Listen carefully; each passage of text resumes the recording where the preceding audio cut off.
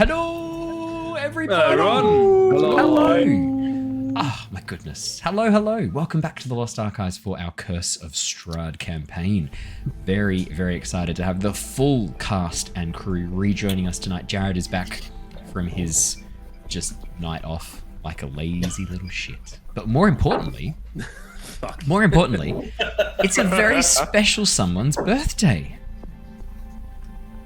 It's Haz's birthday. He's turning 14. Yeah. No. I wish I could go back. Do you really? Take me back. 14 is a pretty shit age. I don't know if I'd go back to 14. Like 18. That's some sure. prime Bitcoin buying territory, though. Oh, dude. Oh, yeah. Oh my god, yeah, it is. There was actually, it's funny you mentioned that. Not that long ago, we had a work team building exercise where, like, if there was one piece of advice you could send to your younger self, your 15-year-old self, what would it be? And it had to be like one sentence. I was like, I don't need a sentence. I just need 2 words. Buy Bitcoin. Buy Bitcoin. Done. Done. Problem solved. Nowadays, if I had to send a message back to myself now, it'd be don't buy Bitcoin. It'd be 3 words. But back then, Yep. Yeah, if that message goes back 3 years, it's don't buy it. don't buy it. Oh, Don't get involved. good fun. No, so we're wishing Haz a very, very happy birthday. Happy birthday, Haz. Thank you. And we're very honoured that you're spending your very special day with us instead of your loved ones. This is the best thing I got going on right now. I don't know whether to be honoured or very, very sad for you.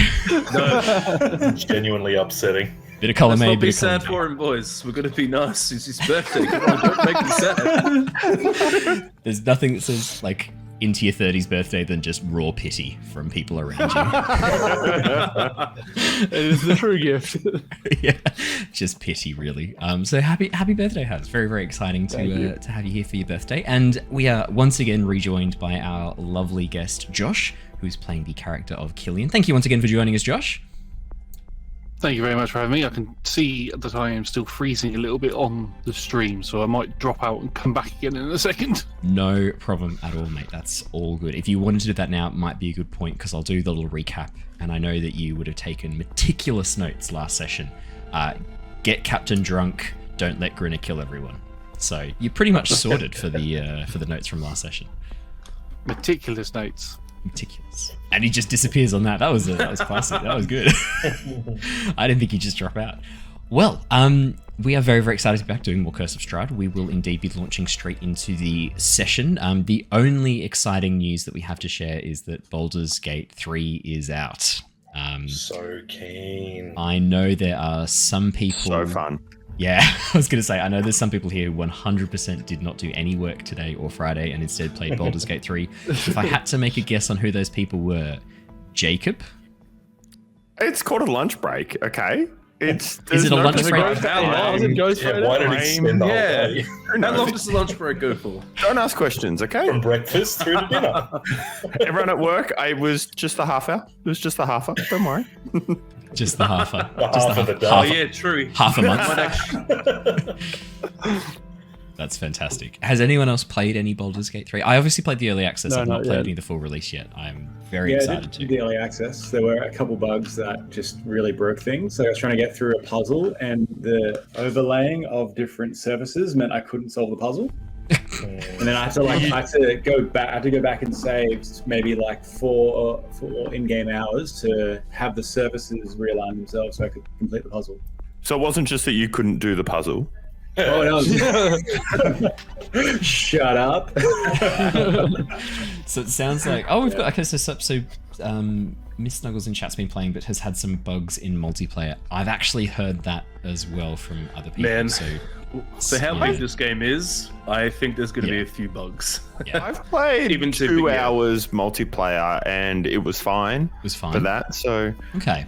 yeah, hopefully they're not too prevalent, but yeah. I did hear that I think Ali and Brandon were playing the multiplayer and they had some issues with spell casting where they would cast a spell and it would immediately end their turn. I think that's what they were saying. Oh, So, right. yeah, it sounded like there was something happening with the turn. But look, to be fair, as Jared just said, this game is clearly huge, and I'm amazed they got it all working at all. I'm going to be honest, I had some pretty incredible bugs in the alpha, one where I yeeted myself out of the Nautiloid and crashed into the surface of Avernus because I double pressed spacebar when I wasn't supposed to. So,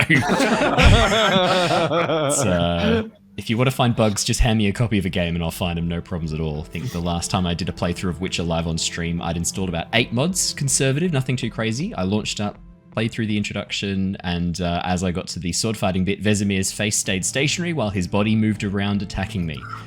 Which was horrifying. Lots of characters stuck in dialogue during combat, spellcasting ending turn. Oh, so someone else has had that too. Okay, maybe that's a known bug then. Struggled through combats because only one person could play. Yeah, it's not balanced for one person. Baldur's Gate 3 is not a single player experience. Even if you're a Mary Sue character, it's not really a single player experience. That's rough. I think. Look, I'd be surprised if Larian weren't releasing a whole bunch of patches coming soon. Characters were stuck in a ladder climbing. That's an amusing bug. I have to say, I do find visual bugs quite funny when you get a good funny one. Like the me ragdolling through the Nautiloid genuinely was quite hilarious. Like, again, Vesemir's face melting on The Witcher 3, quite funny. I enjoyed that.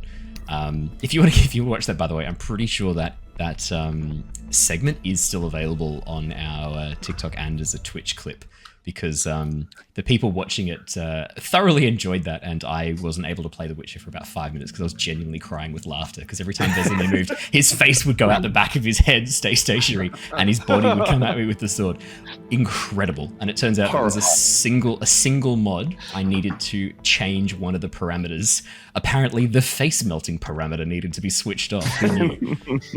I would have thought that'd be done by default personally, but no, that was a manual switch I had to make to the mod load order. Unbelievable. No, so yeah, I think it would be really cool if we could do a bit of a playthrough of Baldur's Gate 3 for those who haven't, and have people jump in and jump out depending on what times we're free. It's so up our alley in the Lost Archives. It's basically D&D the video game, really, if we're being honest. So I would be keen to have some people jump in and play a bit of that. So I'll keep you posted on how we want to organize and schedule that. We might wait until the multiplayer bugs are sorted. As hilarious as these sound, we might just give Larian a week or two to get everything running smoothly, which I think would be plenty of time. So you're not used to any of the players just playing up on you. You know, we always don't throw any curveballs, hey? I know. It'll be fun. Well, I'll be the one throwing curveballs because I never get to be a player, so I'm gonna jump in as a player. And we'll find a way to not let you play. The worst. Yeah, you probably will. Like, immediately eject me from the party and then shove me off the side of the Nautiloid so I go crashing into the. We're just gonna double space and that's it. Problem solved. That's all it takes. Just press spacebar twice and yeet yourself out of there. Problem solved. Oh my goodness. Well, look, we'll keep you posted. Definitely, we want to do something with Baldur's Gate 3, and yeah, I'll keep that. Keep that on the down low, and we'll keep that posting once we know more about it. For those of you who are in the Discord, I've done a full rework of the Discord channel with all new chat groups and voice groups. So keep your eyes peeled for that. If you're a member of the Discord, there's a whole bunch of new stuff there. And I'm going to be incorporating some new bots and things like that to help run stuff in the background, as well as have a really good spot to help submit any fan art. We've had a number of really talented artists come and like drop some of their incredible work in the chat for Avatar Legends and for D&D. Really want to encourage that kind of incredible work that people are doing. So very excited to see more of that, and I want to make sure that we have those popping up on the overlay with the credit for that artist each time someone sends stuff through. So yeah, if you are an artist and you're listening and you wanted to, or even if you're not and you wanted to create something fun and wanted to spend a bit of time, please send it through us either by email or through the Discord. We love to have it, and I will, with your permission, chuck it up in the overlay and have it playing along with the normal art during the stream. So if you are keen, please send that through. We'd love to showcase your work. That's all from me. Let's do our recap and jump straight into the session, because last session was a little bit chaotic. So we should probably refresh everyone's memories. A new team of the Tempest Adventuring Guild have found themselves lost in the dangerous realm of Barovia. Trapped by strange magics, the group have travelled westward, away from the sinister castle reportedly housing the immortal ruler of Barovia, to the village of Vallaki. Having teamed up with another adventurer, Killian, the team have found themselves key architects in a coup. Last session, the team split up to prepare for the coming festival of the Blazing Sun and their impending coup to replace Baron Vargas Valakovich with their ally Ismark. Killian, Grinner, and Luther travelled to the nearby guard barracks to meet with Sergeant Amelia and attempt to get her support with their attempts. After securing Amelia as an ally and finding themselves hired as guards for the night, Team A were able to ensure the Baron's guards during the festival would be willing to take him prisoner at a key signal. Meanwhile, Theo, Jonor, and Tithla, Team 1, immediately drew attention to themselves and were forced to flee the town square, hiding in back streets until they were able to meet up with Nikolai Wachter. The long-running feud between the Wachter family and the Vlakovic family was more than enough to convince Nikolai to promise the assistance of some of his guards to take the Baron prisoner when the coup was launched. We left off last session as Team A returned to the guardhouse, planning on taking care of Captain Akros. We're actually going to jump over to Team 1, however. Yes. Team 1. Last we left off, you were discussing where you wanted to meet up with the others. So Team 1 was obviously Tithla, Theo, and Jonor. As the three of you leave the Wachter grounds and begin walking back through the town, surprisingly, you're not greeted by the sight of wanted posters bearing your faces, proclaiming wanted for questioning by the Baron. I don't know why that would have happened anyway. Yeah, it's not there. You don't see any of that. There's Weird detail to put in for something that's irrelevant. Yeah, exactly. Irrelevant. Exactly. As you begin heading back through the town, you can see that the preparations for the festival are nearing completion. A vast pyre has been constructed in the very center of the town, eclipsing the fountain that was once there. The fountain itself has been lost beneath these piles of wood and this enormous structure designed to support what looks eerily like a scaffold, but rather than having a crossbeam hung with ropes for nooses, you see what could only be described as hanging shackles from iron rings embedded in the top of these wooden posts. All around you can don't love that. Yeah, that's fair. Don't love that. All around you can see various members of the town finishing up stacking sticks and kindling up against the base of this structure.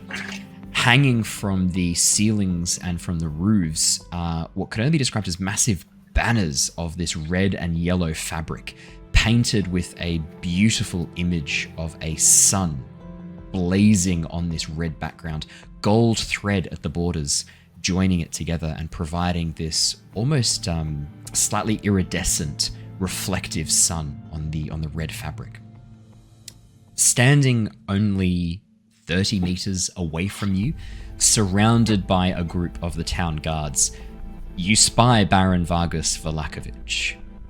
Broad, insane grin showing far too many teeth plastered across his face. It almost looks like he is conducting an investigation of the structure that has been created. You watch as he comes up to the steps, begins peering underneath, and asks some questions of an older man, long grey beard, tied in a few different places, slightly hunched over back as if he can't stand up straight, consulting a piece of parchment that he occasionally looks up from to answer the Baron's questions. At this point, you're probably a little bit too far away to hear what the Baron is saying, but from your position, it clearly looks like there is some discussion involving the structure. And even though the Baron is smiling like a maniac, I'd say anyone with a passive perception of 14 or higher notices his left eye occasionally twitching.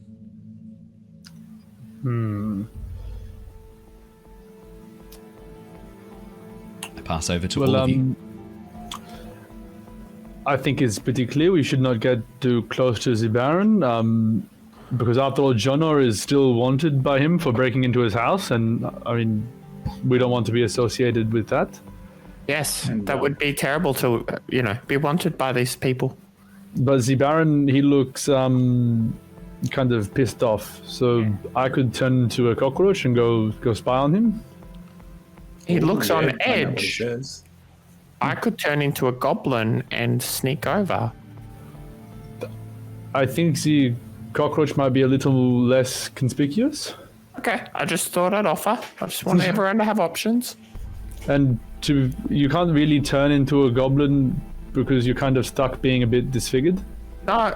Oh, I thought you were going to say because I was already a goblin and I was going to turn away and then turn and say, look, I've turned into a goblin. But no, you just decided to go for the disfigured. So Jacob really wanting to we'll get that just joke leave it out there. to the point where he has to almost flat out ignore what the other person said just to twist it into what he wanted the joke to be. Like, really committing to his pun there. I don't know what you're saying. I'm just explaining what I didn't do Like- because I didn't do it. That's not just digging yourself into that position. That's almost establishing a beachhead, like trenching yourself in, preparing for some sort of conflict, just so that you can get that pun out. Congrats to Strongly you. of the opinion that a good joke is better once it's explained.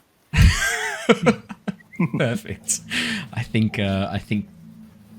really have a response. I was going to say I think no one would agree with you, but I know for a fact there's at least 2 people here who would agree with you because they often do that for fun too, to troll me. So probably fair.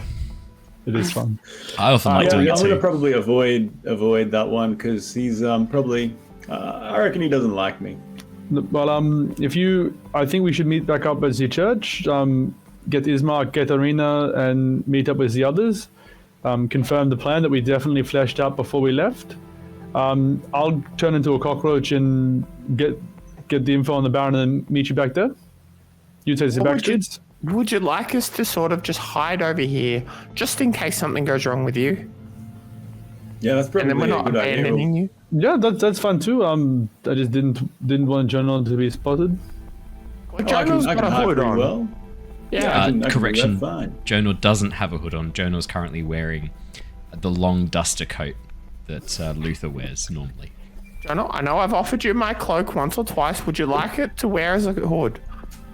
Look, I really think this one fits me a bit better, and that's more of a just like kind of only does the waist. Yeah, but Actually, no, just you're not- as a I mean- hood to cover your head. Yeah, actually, the hood. I'll take You that. know what? That works The very color well. mismatch, it wouldn't work for your eyes. Never mind. Oh, you really push and pull there. Can't get a read of you. Wait, you can read? That's because you got all the books. Makes Oh, sense. shit. Yeah. Yeah. No, we covered this. You will not be reading any more of those books. That went pretty poorly. Hey, well, don't you have a cockroach to be? Very fair. All right, it's roaching time. Oh, that's not catching on. Yeah, it's roaching time. Yes, he always goes into a roach. This is 100% now canon. So I'm gonna start on a GIF. your official Theodore T-shirt will now have It's you roaching as time. Theodore, and then a cockroach underneath, and also it's roaching time, or maybe a cockroach on the back, and it just says it's roaching time. Yeah, If you would buy that T-shirt, let me know in chat, and I will create it. come on, chat, get behind this. If no one responds, I feel vindicated. As you just duck behind into the nearby alley. No, you don't count. As you duck behind into the nearby alley and transform into a cockroach and begin scuttling back out. Actually, yeah, it's a pretty big distance for you to cover to get into the very center of the town square. So while you're scuttling across, I will get you to quickly roll me a survival check, please. Theo. Not to get smushed. See, I'm just channeling my inner bug from Mulan. That's what I'm a very lucky bug. So you're hoping to be immortal, is what I'm hearing. I am a cockroach. And Eddie Murphy. I think Eddie Murphy was the dragon. Actually, I think the cricket Was, didn't yes. have a. The cricket did have no Cricket wasn't lines. voiced. Yeah. I tried, okay? I tried. Isn't that what we're all here for? Are we just here to have a go? Yeah. Have a go at you. Could you please roll me a survival check? Did that come through? It did not, but I. Okay, so we're having still problems. I got a 25, by the way. I rolled a 19 and it's +6. Sweetness. That's okay. What I'll do is I'll pull open the campaign log in D&D Beyond, and I can incorporate that as our roll until Roll20 starts working. If I get a lot of suspicious 25s, just don't question too much of it, really. No, I'm probably gonna question. Let me just set that up so that we can see your rolls. I'll do that in a second. As you begin staring through. Oh, they're good. I thought for a second people were wanting the roach T-shirt, but thank God no. It's don't worry, it's something else. As you begin transforming into roach form and take off across the ground, booted feet slam down around you, occasionally causing your little roach body to sort of bounce up for a moment, and then as the passing wind sort of knocks you aside, you manage to stay out from underneath the footfall, dodging from patches of shadowed over, so sections where the cobblestone rises up and creates a little trench and shadow underneath, as well as sort of some of the random junk. Because of the massive amount of twigs and branches that are being collected to create this pyre, there's a lot of dead leaf litter kind of covering the center of the town from trees that have been stripped or from and left to dry out. Some of those leaves have then fallen off as they've transported these branches through, giving you pretty good cover to get to the pyre. As you approach the pyre, Theo, and scuttle underneath a section of the bundled sticks, you begin picking up the Baron's voice amongst the guards and the general hubbub and commotion of the town square. What I want to know is why you have only built 3. I clearly requested 5. There's a slight pause, and you hear another voice respond, which you presume to be the voice of the old man. Oh, well, you must understand, Your Grace, that we were only originally briefed for 3. If you had sent through a message asking us earlier today or even yesterday to update this design with a 4th and 5th post, I'm sure we could have accommodated, but it's too late now, Your Grace. The structure has been completed, and we will be unable to make any further additions. I'm sorry. It sounded like you were telling me no. There's a brief pause. I'm sorry, Your Grace, but it cannot be done. We cannot add another bit at this point. The structure will become unbalanced, and it could collapse at any moment if we were to try and add.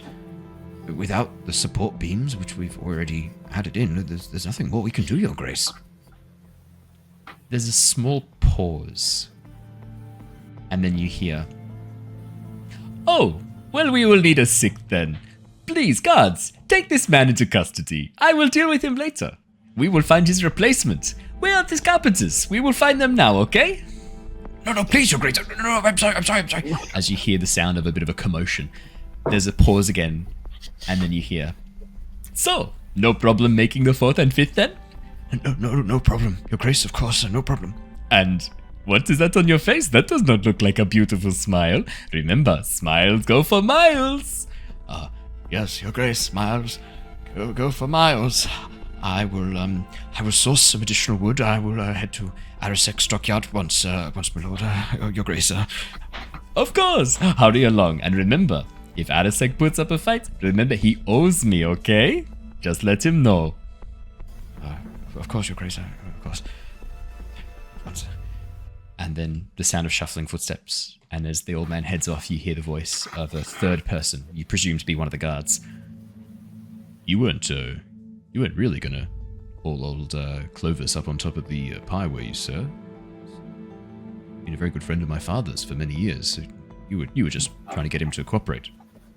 No! If anyone disobeys me, they will find themselves on top of this pyre tonight, okay? Of course, Your Grace. Well, now that is dealt with, we need to go and oversee the banners. Head over there at once, chop chop! And with that, you hear the sound of footsteps walking away, Theo. All right, I begin my scuttle back. As you scuttle your way back, while that's been going on, Tithla and Jonor, what would the two of you be doing? That can't be good. So, you come here often? I mostly go here just to watch our friends run around the town centre, but Yes. I imagine we've gotten behind a bunch of barrels and are trying to look inconspicuous, but also like glance over in their direction. Jonor, can I discuss something with you? Yeah, absolutely, Tithla. What's on your mind? What's wrong? I think we're both at fault here. I keep bringing it up and making jokes about it. And you did try and buy me, and I think we should air it out, and then we can move past it. Well, how do you feel about it then, Tithla? Well, not great, because you tried to buy me. That's an understandable feeling. Thank you for Have I- validating my have- feelings. How do Have you I feel told about it? this? I feel like there could be a misunderstanding. Do you know what I might have said about this along the way? Can you recite what my perspective is, perhaps? Well, I thought your perspective was to try and buy me, but I'm willing to show of good faith to hear you out that perhaps, as you've just said, there was some misunderstanding. Yeah, that is very mature, Tithla. I greatly Trying. appreciate that. I'm really trying. I think there's a wonderful thing called a scholarship, and that's where people with ability can use those, grow those abilities, and have an exchange of money for those skills. And Sorry, you're just saying talent, that Tithla, you exchange the money for my skills? Is that what you said? for a temporary period of time, with all parties consenting to the arrangement. Okay. So when I didn't And, want to go, I know I'm here now and I've chosen to go, and now I'm not getting any money. Yeah, look, funds could have been helpful for your mother dear, but it's just the way it didn't play out. So, So wait, you would have paid her money, and I would have still been here, and now she doesn't have that, and is probably having to work late, all because I didn't want to go. but This is all my fault. you're on a journey now, getting stronger, and you'll be able to tackle anything that comes towards you when you return back. That's what's happening. But it's my fault that she didn't get any money then, and she's having to work late. But I don't think that's it wouldn't be too different than normal. I think you're okay. I think she'll be okay. Well, because I'm normally there to look after her. You know what? We're getting off topic. So, are you doubling down on the fact that you were offering money for me to come along with you? Is that what's happening here? Because I'm trying to understand and I'm struggling. Yeah, that's exactly what I'm saying. Okay then. Well, I guess we'll just wait for the cockroach to return. The cockroach returns at that point, for the love of God. Rush. Do you transform back, or do you guys just watch as a cockroach scuttles out from underneath? I mean, I have an hour of it. I'm probably just going to crawl up Jonah, and just chill on his shoulder, just in case I need to do further roachy stuff. Jonah, a cockroach runs out from the cobblestones up the side of your leg and up your jacket. Nice.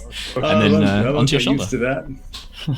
And then clacks its mandibles right in your ear, making this scritching noise. Yeah. Soothing. A little bit of ASMR for you. Yeah. That's what the ASMR. R stands for. It's Roche. Yeah. What is it? Autonomous Sensory Meridian Roach. Meridian Roche. That's another t-shirt I do. I'm just basically just supplying your merch train for That is definitely a shirt I could get behind. I was going to, as an April Fool's joke, do the Lost ASM archives, where I did like an ASMR thing, and then partway through just screamed into the microphone. But I wisely thought better of it. But maybe now I'll do the Lost ASM Roach archives, and it's just Roach ASMR, or like AI some Roach audio, and then I'll just get you to go Roach for the background house. Yeah, exactly. Perfect. Well, let's jump back over to Team A while Team 1 rest on their laurels and enjoy some well-earned rest. Well earned? Yeah. goals over here, man. Probably a bit generous. We're carrying the team. Grinner, Luthor, and Killian. Luthor and Killian, you watch as Grinner just walks next door into the room, chats to the captain for a bit, challenges him to a drinking contest, and then runs off to go and purchase some alcohol. The whole time this has been going on, you were in the break room next to this captain's office. You have no idea whether or not he knows you're there, and Grinner does not seem to be waiting for you. Watch as Grinner rushes past and heads down the stairs and disappears from view, leaving Killian and Luthor just kind of standing there in this room, probably a little bit confused. Okay. I guess how do we? I don't know what to do from here. Grinner's just run off, and so I guess that's. What do you think we should do, Killian? I'm a bit lost here, to be honest. Do you think we should just wait or do something? Do we let them drink themselves into the? Is Grinner going to be? Well, I think I definitely think that Grinner shouldn't get absolutely. I'm sorry to curse here, but I don't really want him to get fucked. So I guess he's over here. He's not really paying attention. Maybe we can.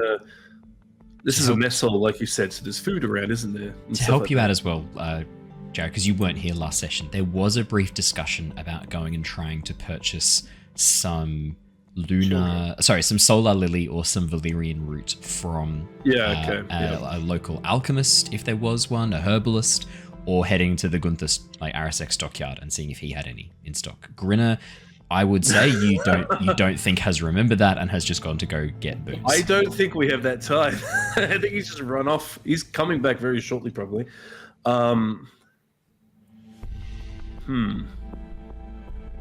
Maybe what we can do.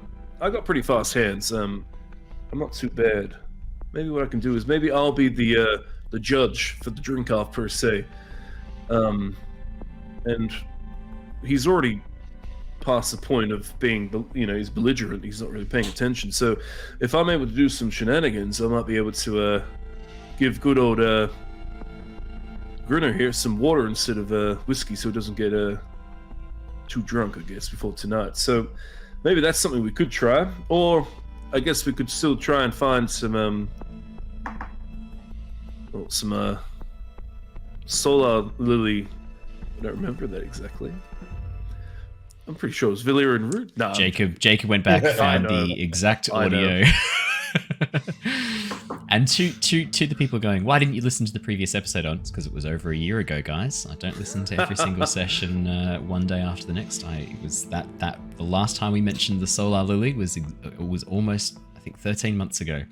Only because you don't care about us. Exactly. That's exactly right. I've already apologized for that. I'm sorry, Jacob. You were right. I was wrong. We're a team. We're all on the same side. Sorry, us. You're the enemy, Owen. Yeah. I just want to make sure we're clear on that. Cool. Yeah. He seems to be in a relatively drunk state already. No, he's already forgotten the plan. Oh, Grinner. Oh, yeah. No, I think we're talking about Grinner there. He's always punt drunk, so caught me off guard. But no, the captain, 100%. I think you got a keen eye there. So I guess do you know any places around town that would be able to sell any of those plants that might put him to sleep? You've had more time in this town than I have. I believe there is a herbalist shop that we could go to pick up the roots. I remember being told that it must have been a week ago. We could also talk to this man ourselves and see if we can get him to maybe leave. Well, I guess if we're going to do anything, we're going to do it quick because Grinner looks a little too giddy to be honest. For expediency's sake, Grinner, you're heading to... I think we said the Blue Rose. It's up to you. You could go to the Blue Water Inn, or you could head to... Gunther has booze. The Blue Water Inn has booze. They're probably the two places in town you know for a fact have booze. Which is closer? The Blue Water Inn by far. It's probably only like a brisk 10-minute walk. Yeah, I'll be heading there. What was the captain's name again? I'm being a good boy and writing some notes down tonight. Acros. Akrus. Acros. I would have destroyed that name. Cool. Okay. Yeah, I'm going to the Blue Water. Perfect. All right. You head. I'm going to say speed this up. You head to the Blue Water Inn. What did you want to buy? Spirits, beer. I'm going to get. I'm going to get 2 demijohns of beer. Yep. And a bottle of spirits. Okay. And I'm going to tip half of 1 demijohn out and fill it with spirits. Okay.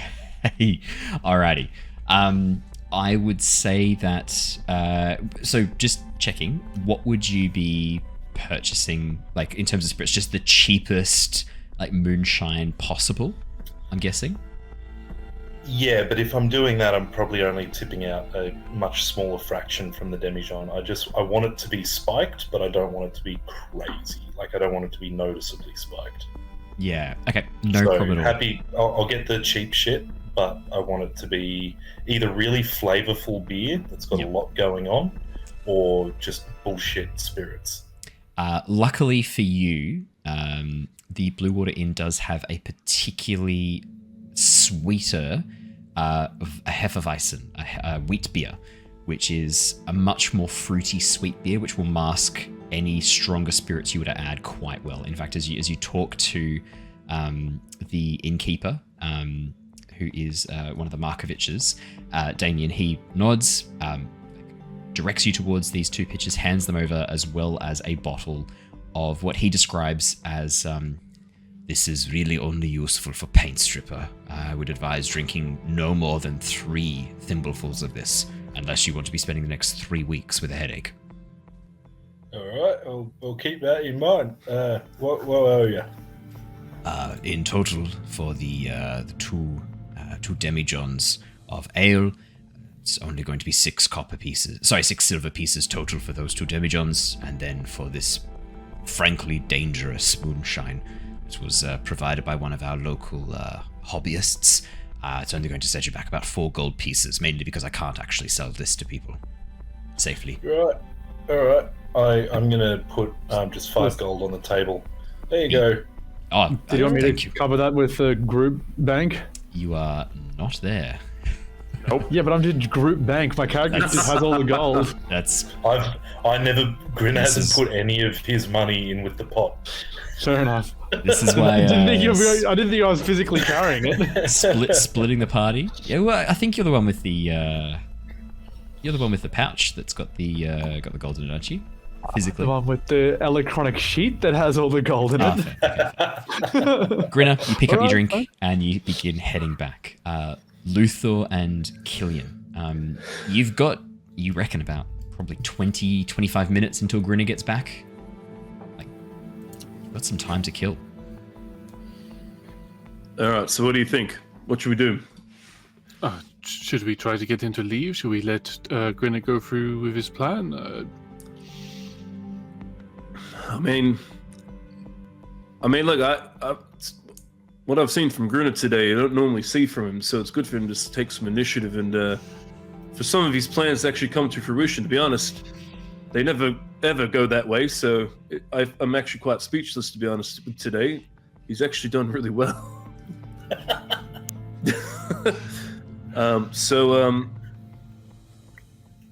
Do we keep trusting him, I guess? Like, he's doing pretty good.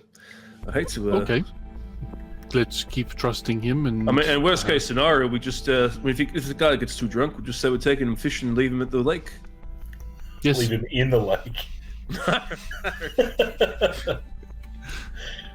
But I might try my nifty little thing of at least sort of changing some of Grinner's drinks with some water, just in case he doesn't get... I don't want him to be fully intoxicated for tonight, so I think that's... I might be the mediator, if that's all right with you. It's by all means, you're more than welcome to step in if you want to do that. No, I'll let you do that. I will. You have a whole hand more than I do, so it would be easier for you. I will just stand in the corner and provide backup if needed.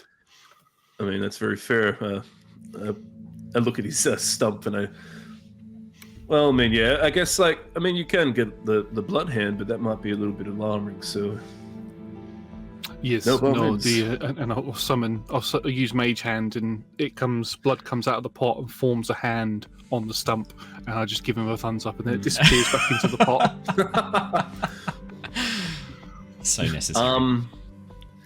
But no, yeah, you're definitely, like, I don't know much about magic, so you're definitely someone that uses magic. So if you have any tricks or anything you want to sort of employ during it, by all means, please, you got free reign. We need to have Grinner come out of this as best as in shape as he can be, and this guy completely just drunk in his chair.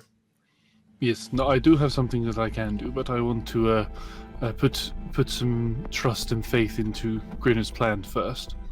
Perfect. All right.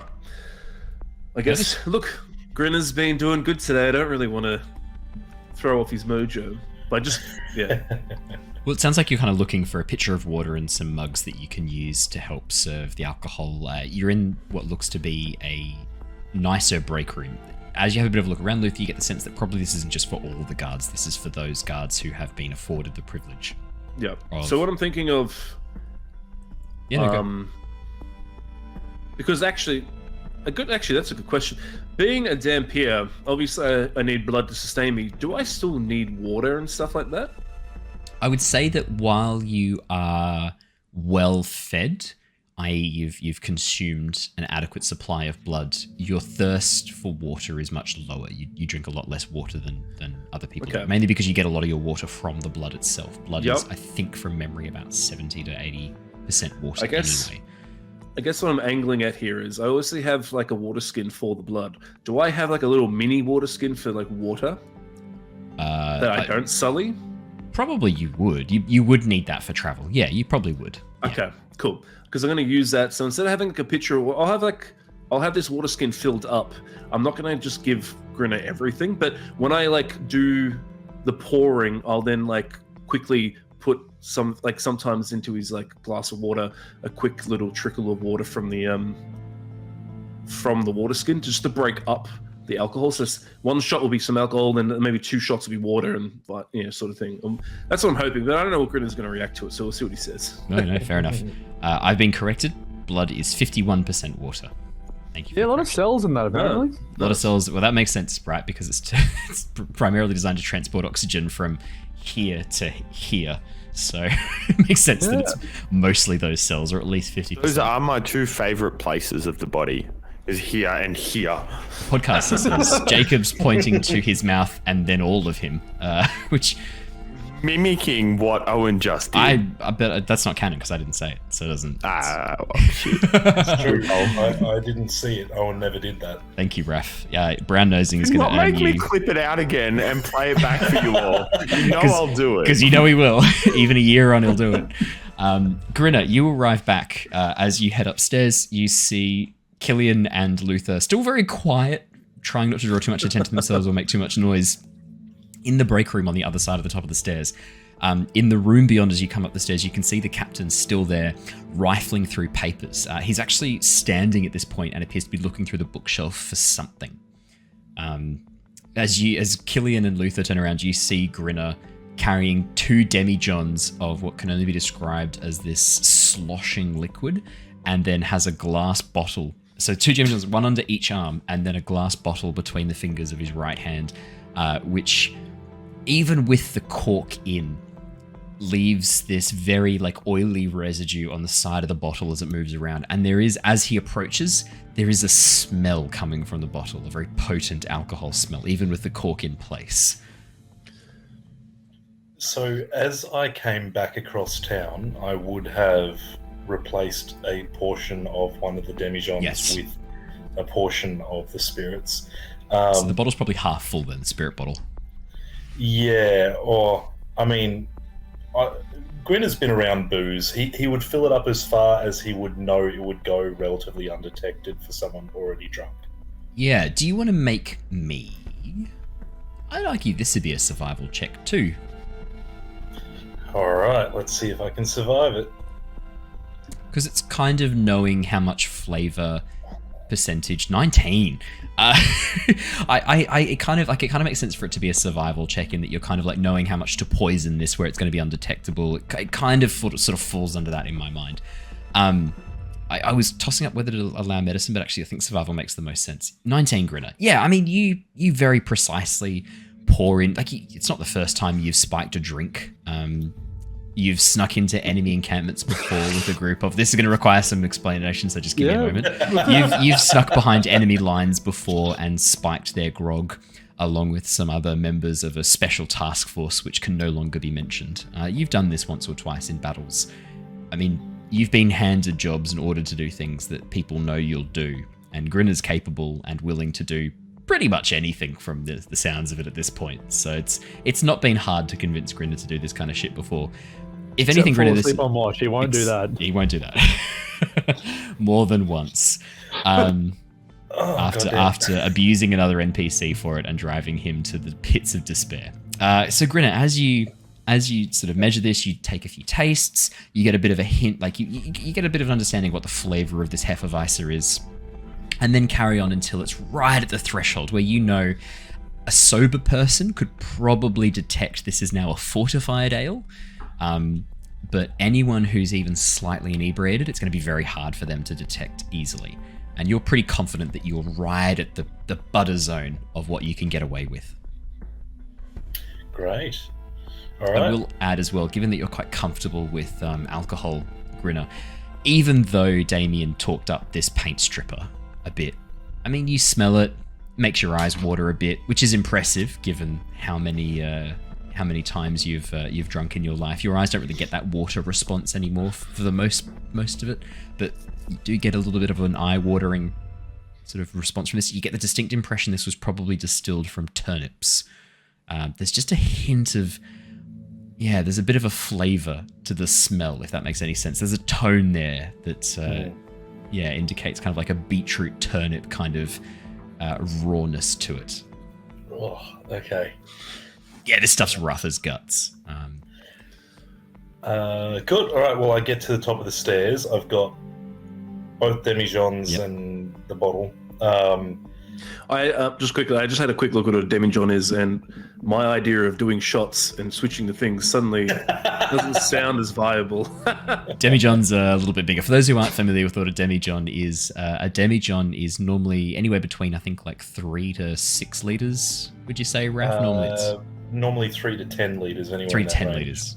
And it's normally a glass or porcelain jug with a small handle, sometimes with a wider mouth, but mostly with a small mouth to essentially allow for fermentation in the bottle, and to allow for an ale or a beer or a mead to continue fermenting with a smaller aperture to stop nasty microbes getting in. So just Google it, everyone. Just Google it. Just Google demijohn. Or edge it. I don't know. Whatever you want to do. Oh, please don't edge a demijohn.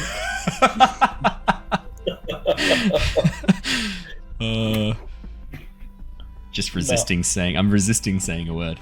So as you get to the top of the stairs. Which word, sorry? It's a character from Red Dwarf. If anyone who might get it. Just leave it at that. You get to the top of the stairs, Grinner, and you see you see Killian and Luther standing there looking a bit confused as you emerge with these alcoholic beverages prepared. All right. I think I got this. I think. Wait, so you're both going to drink one of those each? Yeah. So, hold on, kid. Where's old mate? Where's Akros? He's over there for now, just rifling through some stuff. Yeah, all right. He doesn't even notice just at the moment. So I put the moonshine into Luther's hands, and I was like, all right. So I've got in one of these. I think it's the left one. I've put a lot of. I do have an important question. What did Grinner do with the Hefeweiser that he poured out of the demijohn to top it up with the moonshine? He probably would have just tipped it out on the street, to be honest. Oh, Grinner, are you sure? Yeah, he's got a mission. He's on Grinner. He's on duty. He's on duty tonight. Grinner on a mission. Just wanted to check if Grinner. wanted to see if Grinner was starting this with a bit of a handicap. I mean, he always is. Let's be honest. Yeah, look, I'm two drinks in already, boys. I'm 2 drinks deep, but I had to make sure that I made this one appropriate for our friend. I think it's the left one. Please carry on. So yeah, I've put some of that in this. In this one, and Grin, as you sniff, it's very hard to tell. You balanced it almost perfectly. It's not immediately obvious to you. So I think what I'm going to do is I'm going to go in there. I'm going to say to him, right? I'm going to say to Akros, right, the captain, yeah. I'm going to say to him that I'm going to, we're going to have a bet who can drink all of this fucking demijohn, one each, all the way to the bottom, fastest wins, standing on their feet. What you reckon? Wait, so what state shall you be in for tonight then? Oh, it's just beer, mate. It's like fucking water. But the other one's got all of that in it, and I'm pretty sure it's a lot stronger. So I think, you know, it'll be fine. It's like, you know, it's not even alcohol really at this point. I mean,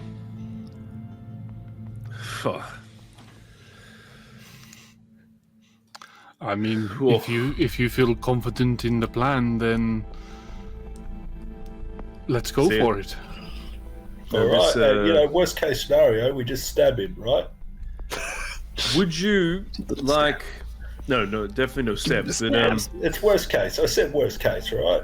Would you like to bring us two in as your witnesses to the competition? Well, actually, I had a thought on that, right? I had a thought. If you lot are sitting out here pretending like you're off duty, just doing your thing, right? And I go in there and I say, right, we need an independent group of people to be the referees on this. And you lot are out here, I reckon that's the best way to go. What do you reckon? So that's a good idea. Is there anything we can do to put this even more in our favor? Is there any other little tricks we can employ? Yeah, stab him. I have one or two magical abilities that I could use on him, maybe. Oh, Killian, you know what, mate? Surprise me, eh? Yeah, let's see what happens. See, now this is definitely not to my better judgment. I had a plan, but when you brought those things in, that changed it. So, well, hold on. What were you thinking? guess, you know, there's still... well, I thought you were going to do shots. I didn't realize you were going to do this. So, I was going to actually sort of sleight of hand some of your shots with water, but I can't really do that now. So, I think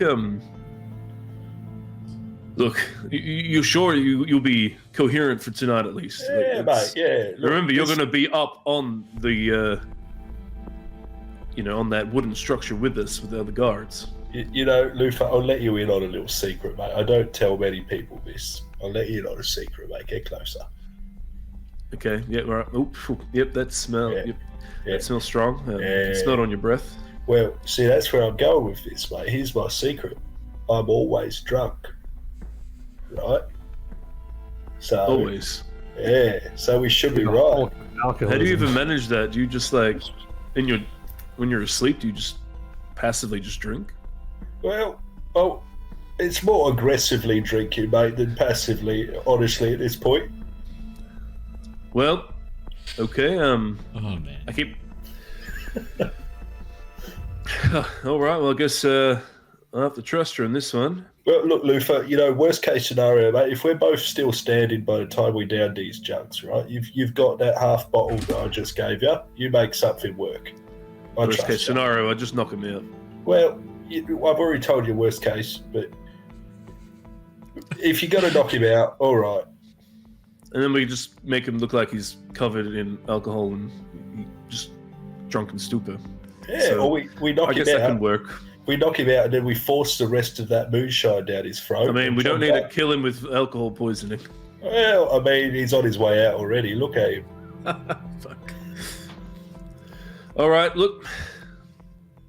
I mean, to my better judgment, I leave this in your hands. I feel vindicated. Did I say I'm that scared. Right? All right, let's do it. I will, as he runs in, I will quickly say to Killian, this could go pear-shaped, so just be ready. I would definitely be ready. More than could, I think. I mean, like, we really should have went and got that Valyrian root. Or that solar lily.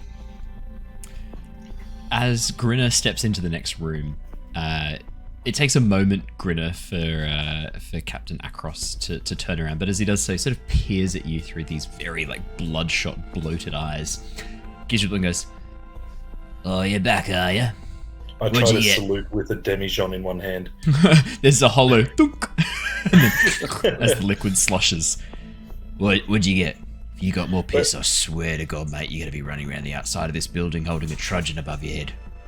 Well, you told me to go get more piss, mate. You said, right, you said... I told you to get the good shit. What'd you get? Oh, no, it's good piss. I got their top tier beer, mate. It's the good shit. What is it then? Oh, fucking some sort of wheat beer, mate. It smells good. Wheat beer? Oh, fucking hate wheat beer. And then he leans over and tries to take one of the demijohns off you. Well, hold on, Captain. Hold on a moment here. We need to set the ground rules for this little bet, don't we?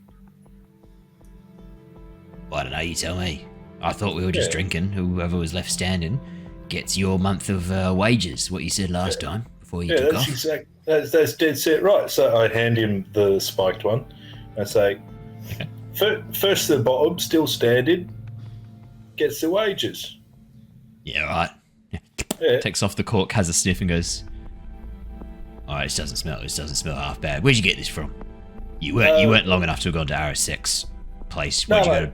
You went Blue Water. Blue Water. Cost me fucking 6 gold, but should be good. He gives it a bit of a sniff again, has a little experimental swig. Yeah, alright, this'll do. You want a witness or something? Yeah, he cheers you. Do we need one? Oh, it's up to you. I don't fucking care. You'll be on the floor. Oh, I just don't want you going back on. I don't want you going back on your month's worth of pay, boy. But then again, I don't really care because I'm the one who signs off on your pay slip. So, well, there's some people out there. What do you reckon? What?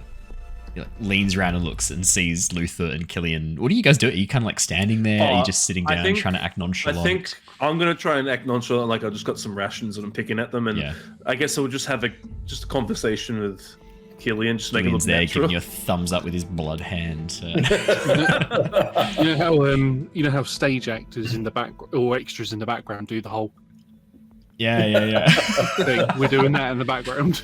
Actually, Killian, as he comes in, you hear the sound of someone calling out, "I will not talk back to a superior officer," coming from outside the window. As you peer out the window, looking over the yard, you see a young man with a truncheon held above his head running around, sweating profusely, stumble over a section of cobblestones, trip and fall, pick himself up, raise the truncheon above his head, and take off again at a brisk jog. It is dog barks dedication. As past. What? You lot, what are you doing here? You on break? Oh, yeah, sorry. We're just on break, sir. I'm just having some... Shut the fuck up. Shut the fuck up and get in here. Okay, no issue. Sure. Just sort of walk in. Did your captain not just tell you to shut the fuck up? I didn't say a word. Why are you swaying about like that? Get in here. Sit down. Stop moving about. You're making me feel dizzy. As he directs you back into the room, this balding man with a very large potbelly takes a seat behind his desk, leans back into the chair, which creaks ominously under his weight. All right, watch me drink this fucker under the table. All right. Yeah. Oh, hello, so you lot who I've never seen before. Can you make me a performance check, please? Oh man. Or a deception check. Your choice. It's gonna be bad. Yeah, it's gonna be deception. Oh. Natural 20. Hang on, how do you lot know each other? You all work for the same guardhouse. Have you just always been on different shifts or something? Night shift, day shift, mate. How the fuck do you not know each other? Are we not rotating these shifts around properly? I fucking speak to Amelia about this. As he genuinely finds it confusing that you would not know each other. But goes along with it. Yeah, natural 20. Well, I don't tend to see a lot of the guards because I myself am efficient, so I'm always out there at the lake. Yes, I did hear that there is currently a fishing expedition happening at Lake Zarovich at the minute. So that might be an idea to after this, but by all means, we're here now for the drink contest. Are you telling me that some of our well-employed, well-paid guards are bludging off having a fishing trip down at the on our breaks? Yes. You know, I happen to know that it is a longer walk to the lake and back than you would ever hope to catch a fish with your break. I'm very athletic. Oh, well, whoop-de-fucking do. Anyway, that's all idle chit-chat. By all means, dive in. Let's see this little shindig happen. Captain Akros looks towards you, Grinner, gives you a bit of a look through his bloated piggy eyes, and then picks up the demijohn and takes a big swig. Grinner, are you doing the same? Yeah, I'm trying to down the entire thing. You're trying to down the entire thing. That was the point. First to the bottom wins. Okay, I'm going to need you to make me a Constitution saving throw, followed by a Constitution saving throw. Okay. 1 for halfway, 1 for 3/4. The first quarter, not a problem. It's just a wheat beer. Okay, 12. The first one is a 12. As you get about halfway through the bottle, Oh, that's Grinner, better. you start to slow down a little bit. I mean, this is fairly okay wheat beer. I don't know what Grinner's personal preferences are for beers, but this is actually quite a nice wheat beer. It's clearly been fermented for like a very, very appropriate amount of time. There's none of the sort of like yeasty aftertaste left over. It's been clearly dry hopped. It's quite refreshing, not too much bitterness, more of a sweetness because of the wheat. There's almost like a little bit of like a banana kind of sweetness to it as well, like banana notes. It's really quite nice. It's not super bready like some wheat beers are. It's a bit more fruity. But as you sort of get about halfway, you find yourself slowing a bit. Not because of the alcohol, just because of how much liquid you are trying to put into your body. This is a 6-liter demijohn, and you are trying to drink this all as quickly as possible. Your stomach begins protesting rapidly at its sudden and unexpected expansion that it is having to do to accommodate this volume of liquid inside you as you down 3 liters. Luckily, though, as you look across, you can see that Captain Akros is having a little bit of trouble. He keeps having to sort of like stop and like take it down, go,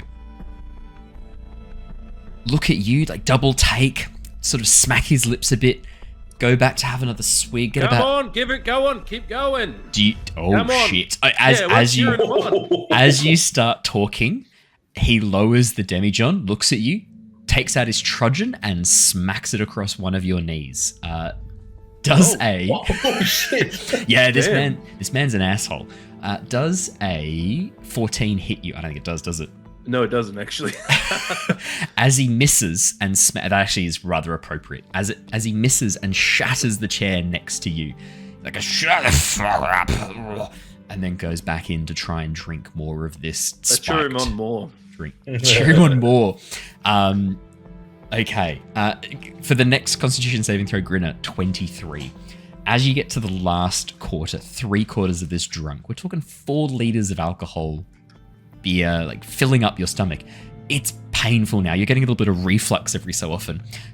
But you have drunk to forget, drunk yourself into oblivion more times than you can probably remember, partly because of the fact that you were drinking yourself into oblivion. So that's why it's happened. So your body has kind of like developed a bit of a response to this, which is just denial and to pretend that it's not being abused in such an awful way by the frontal lobe that drives this ship.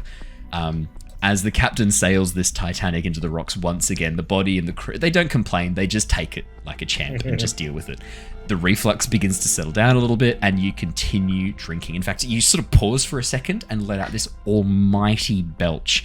And suddenly there's a bit more room in your stomach again. You know, like suddenly there's another liter easy that you can fit in there and you keep going. I'm going to get you to roll me one more Constitution saving throw, please, to finish this entire thing and not throw up immediately. Can I position myself behind the captain? Yeah, of course you can. Yeah, he is very much distracted right now, Killian. Yeah, you could probably start picking his pockets with no consequences right now, as you watch him sway ominously and attempt to try and drink more of this this concocted potion that Grinner has come up with. I'm gonna move right up to his ear. Okay. Like, get proper close to his ear. Oh my god! Okay. By one good hand, I begin moving around, and blood comes out of the jar and just begins seeping itself into his ear. And I just say to him, I have a suggestion for you. Why don't you take the rest of the day off, go to the lake, and do a spot of fishing. And I'm going to cast Suggestion at 3rd level.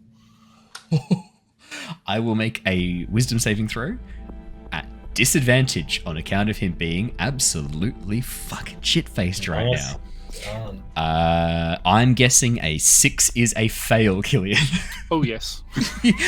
As he sort of like straightens for a moment, the swaying stops as the suggestion begins to take hold. Yeah, I think I'm going to take the rest of the day off. Go to the lake. He takes one more swig, sort of like puts the bottle down, still half full at this stage. Stumbles over to the wall and grabs a pike off the wall. Got a fishing rod. Puts it over his shoulder and then begins stumbling down the stairs and out the door. I might as he does that, I'll probably quickly take the pike off him and replace it with like a broom or something that's close by, just so he doesn't like injure anyone. Rod. Oh no, this is my favourite rod. Oh, thank you. Perfect. Thank you, Just so he lass. doesn't hurt anyone with the pike. Thank you, lass. You wanna come fishing with me, lass? We'll catch you a perch. I'll be right behind you.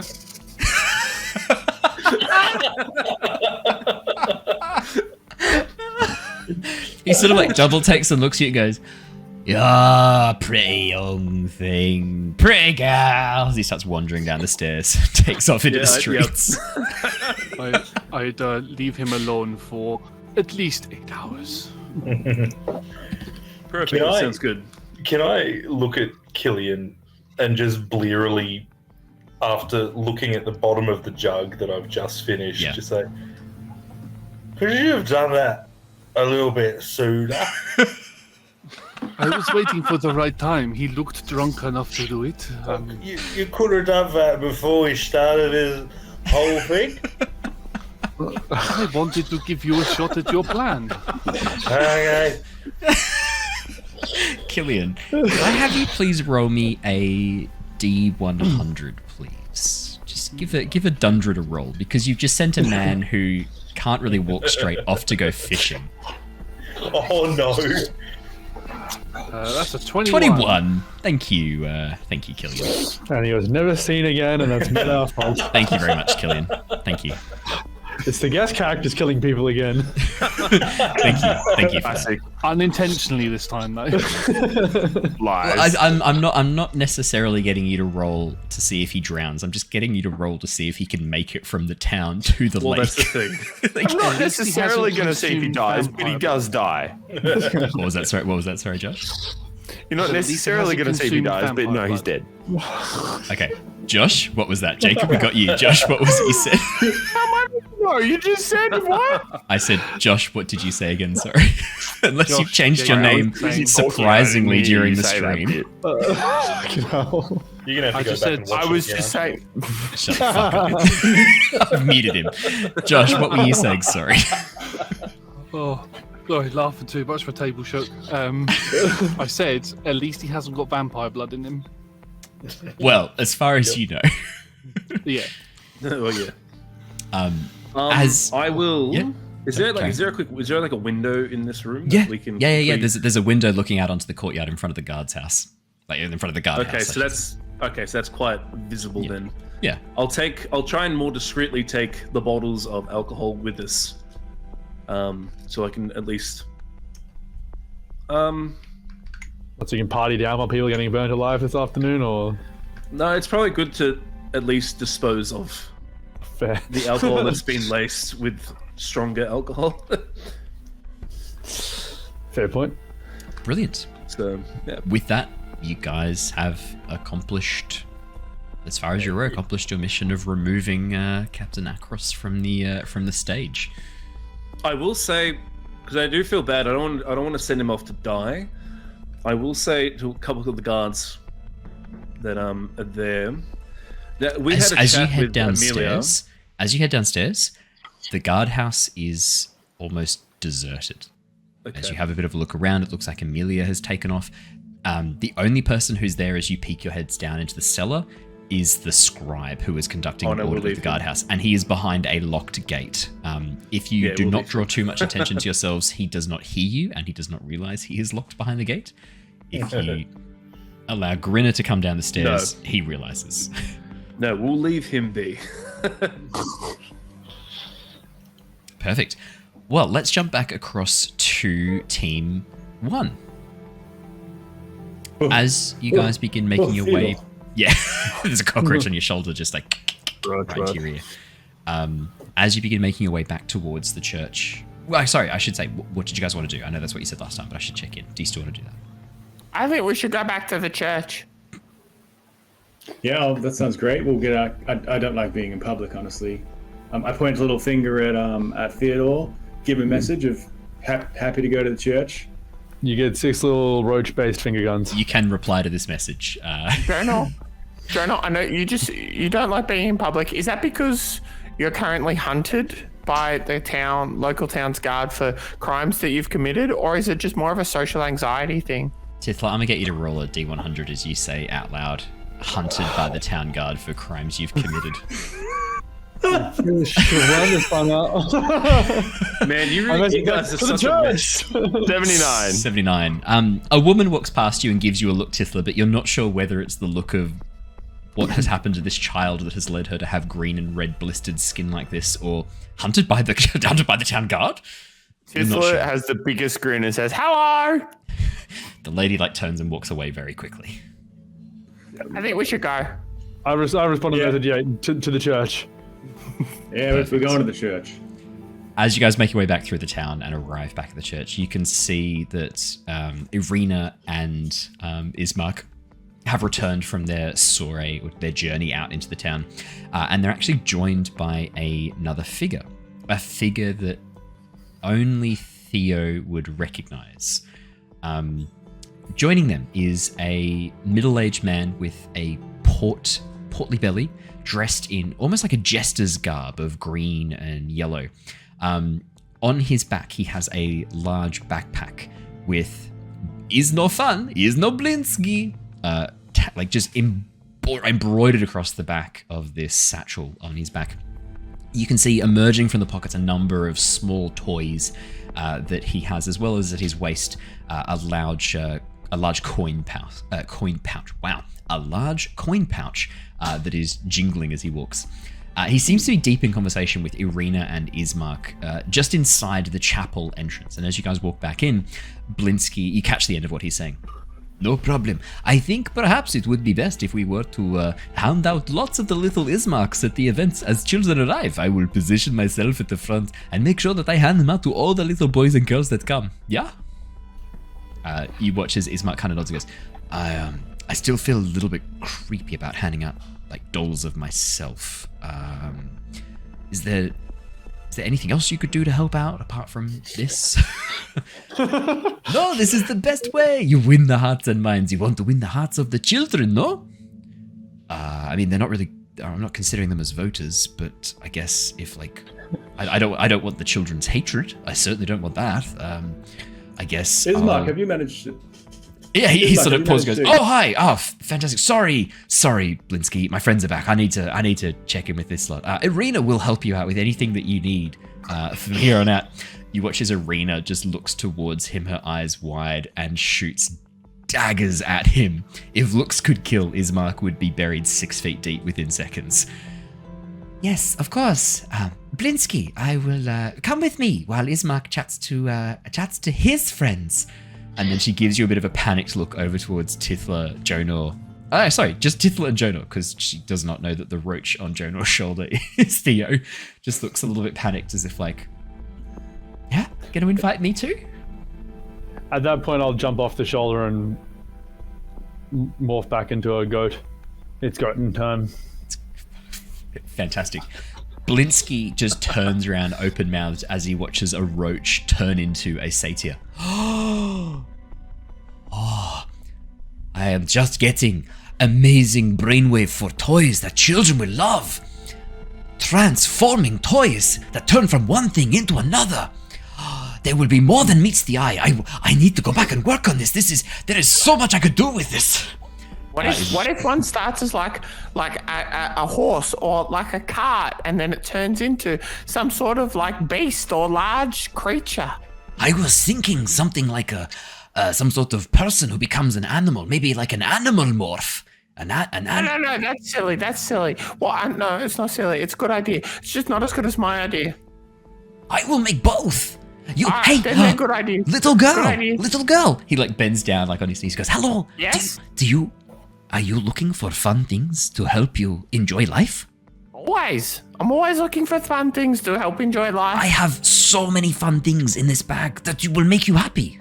Would you like to I'm look through? Tifa. What's your name? I am Blinsky. Is no fun. Is no Blinsky? Blinsky. Yeah. Oh, is I've heard Blinsky. about you. I don't think they're right. What have you got? I have so many things. And he begins opening up his satchel. While he does so, Ismark leans over towards you, Jonah, and he goes, He's distracted. Into the back room. Yes. Irina just Scuffle slides on. around, but Yeah. Blinsky's full attention is on Tithla. A big beaming smile crosses his face as he genuinely, there is no greater joy in this man's life than giving toys to children. You watch as he And opens Tithla- up the satchel. Yeah. Tithla is giving her full attention to every single item that comes out. Oh, my First, she grabs the Ismark item and she's like, Oh my god, look, the hair's not quite right. And she'll like grab out her dagger and like starts to trim it up a little bit. And she's like, see, it's meant to be like that a little bit more. See? And then she looks at the next one. Yeah, of course. again. Did you see? I added a special thing. You can swap what he's holding. I have 3 options for thing he's holding. I have severed goat head. I have Yeah? large curved sword, and I have this other bill of voting rights. I do not think it will sell as well as severed That goat one's head, not but exciting. That's yeah, I lame. know. Who's Bill? They insisted on this. I thought it's boring as They're lame. Goat head. yeah, goat head. Blinsky. Goat head in one. Can he carry 2? Can he have the goat head in one and then the curved sword in the other? Sure, why not? It's a winner. Is Mark? Yeah. Is it bad to leave her with him? No. I think we're gonna have hours alone to discuss things if we wanted. This is perfect. Like, genuinely, I think we're sorted. Like, this is ideal. If we wanted to just leave through the back entrance and just leave Tithla and Blinsky out of tonight's events, if we didn't want to put Tithla in harm's way, I genuinely think if we didn't interrupt them, they'd be going all night. They might completely miss the festival. I thought Mr. Blinsky was an important part of our plan. Yeah, he's made a whole bunch of toys of me and handed them out. To be perfectly honest, I find him a bit creepy. Oh yeah, no, I was feeling that for sure. I thought you had a great toy maker to rally everyone, and then it kind of turned a little bit weird. No, look, weirdly enough, I think it's actually kind of worked. Like, I've had people waving at me in the streets since he started handing these things out to the kids. I know this sounds bizarre, but actually I think he's done a lot of good for this restructuring of the town's leadership. He might be a little bit odd, but he is someone who's out to make the world more joyful, and to that I have to give him credit. Irina nods. Yeah, I have to say, at first I was a little bit skeptical, but actually he seems really genuine, if not a little bit childlike himself. Maybe that is why he gets along so well with children and why he loves making toys for them. I genuinely, when we went to go meet with him this morning, he was playing with some of his toys on the counter of his shop. Just by himself, just playing with them. Like, he had a whole bunch of horses pulling a cart, and he was doing a robbery of a wagon by the Vistani. He was doing the voices too. It was a sight to behold and hear. I mean, There's the smile on his No, in general. the smile on his face is probably way better than the smile on that creepy Baron. That was exactly my this point. one, that's for sure. 100%. How did you go? Have you? You were setting out to go and meet with the Wachter family, right? Yeah, that's right. And we've got more information about the current state of play as well from Theodore. So we should just jump to the side room right now. Theodore, what did you hear? Oh yes, well, so first things first, we got the extra guards from the Wachter family. So that is all fantastic. secured. We'll have, I think, 11 extra men to help secure the area. That's fantastic. That's so good. And the Wachter soldiers. I know what you've told me about the Wachter family. Do you think you can trust them with this? 100%. We've promised to aid the relatively new lord of the Wachter family's sister, or have been aiding them in improving her mental health. So I think Nikolai has a very vested interest in helping us. And That's given what fantastic. the Baron has done to his sister, I don't think he's any fan of her either.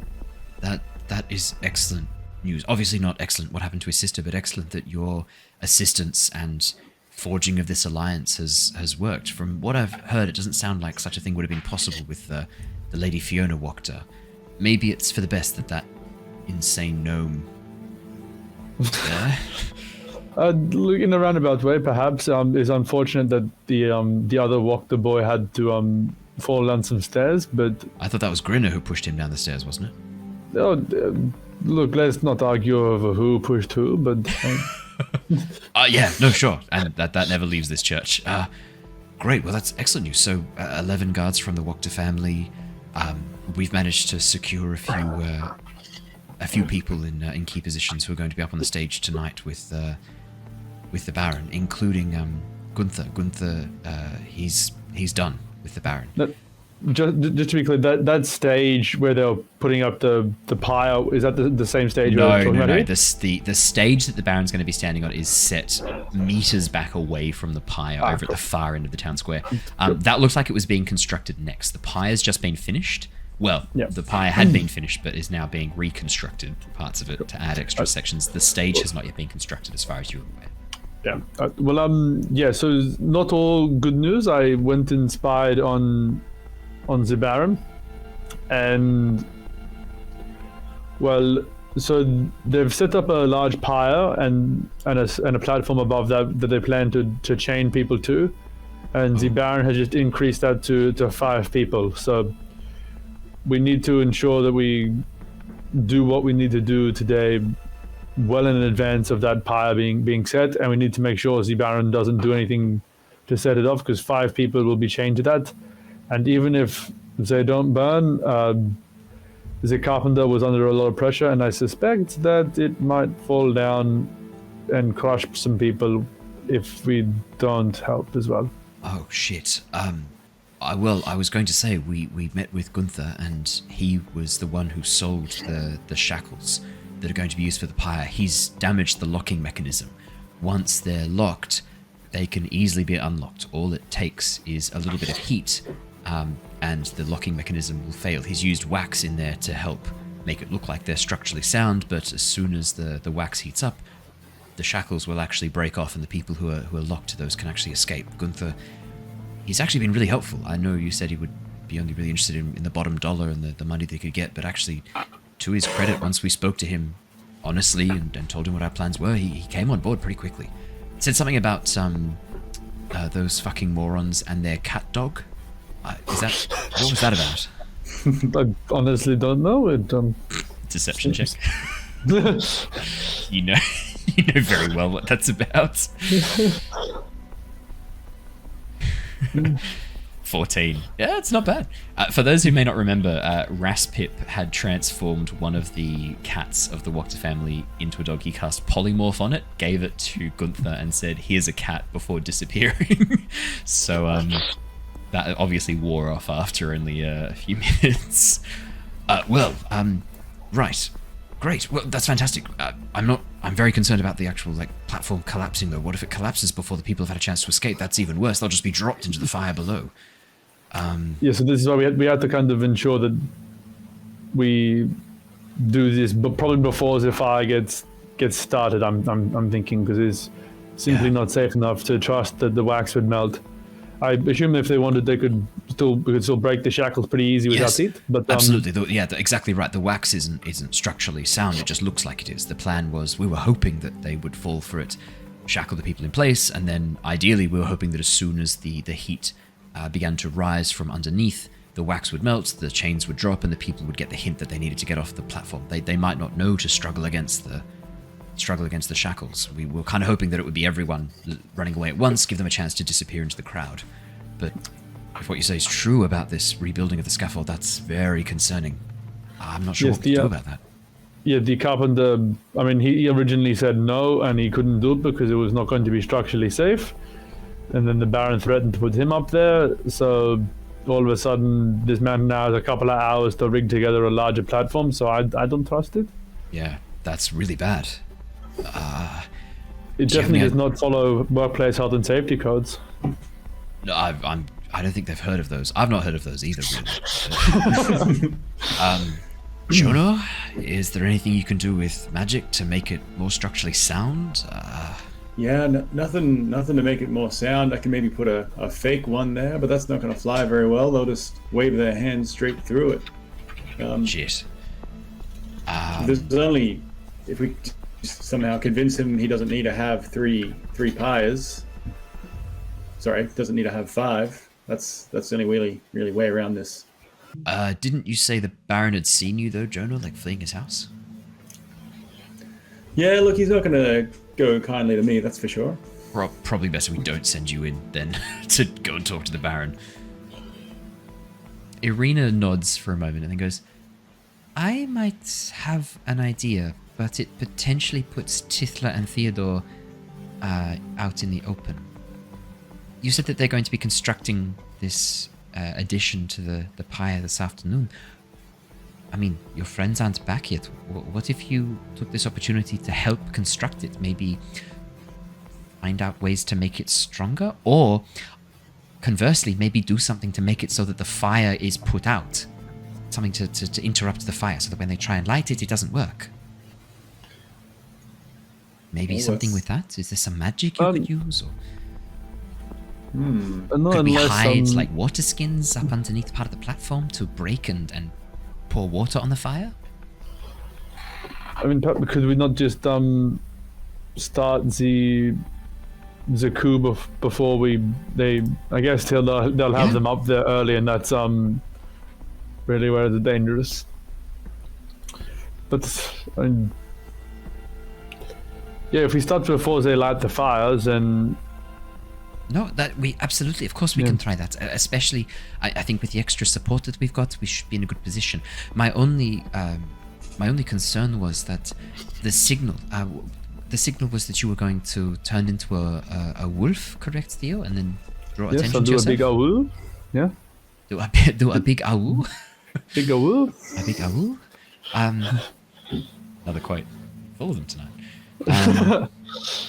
Yeah. Okay, then I think then really specific communication is key here. Is there some way we can communicate to one another across large distances without drawing too much attention to ourselves? Like if we were to signal as soon as we see the guards approaching with the torches to trigger the distraction, is there some way that we can communicate to Theo to let him know to be ready absolutely. to go? I can do that one. I can message people from afar. That's easy. Oh, great. Okay, well, okay, perfect. Then, Jonah, we might have you up with us at the main stage away from the pyre. And then, Theo, if you were to be near the edge of the crowd and try and draw as much attention to yourself as possible. Tithla, I would prefer if we kept Tithla away from too much harm. I know she is still recovering from her, frankly, horrific burns. She is, but she is stronger than she looks. She can definitely still handle some stuff. Okay. Is Jacob still? You still have him muted? This is not there. Yeah. So that's just me. I wasn't sure if you weren't making sense, if you weren't making sound, or if I was just forgotten to unmute you after you kept interrupting Josh. Oh, that was ages ago. I unmuted him. Yeah. That could what? For reference, the Walker guards have been instructed to be on general damage control and prevent the guards from approaching the stage, and follows the orders from anyone of us that are on the stage. I've told them the guards on the stage can be trusted by us. So if one of you could get, word to them to ensure that no one approaches the pyre as well. It could be something else that could help if we just put all of our efforts to stopping the fire get to the pyre. Yes, I agree. What if I was to position myself near the pyre, and then once the guards approach, I could kind of be the last stop to make sure that no one gets any source of open flame near the bottom of the pyre? Look, I think that'd be a good look for you too. Being like standing up and. Oh yeah. Actually, Tiananmen squaring's that bad, Blue?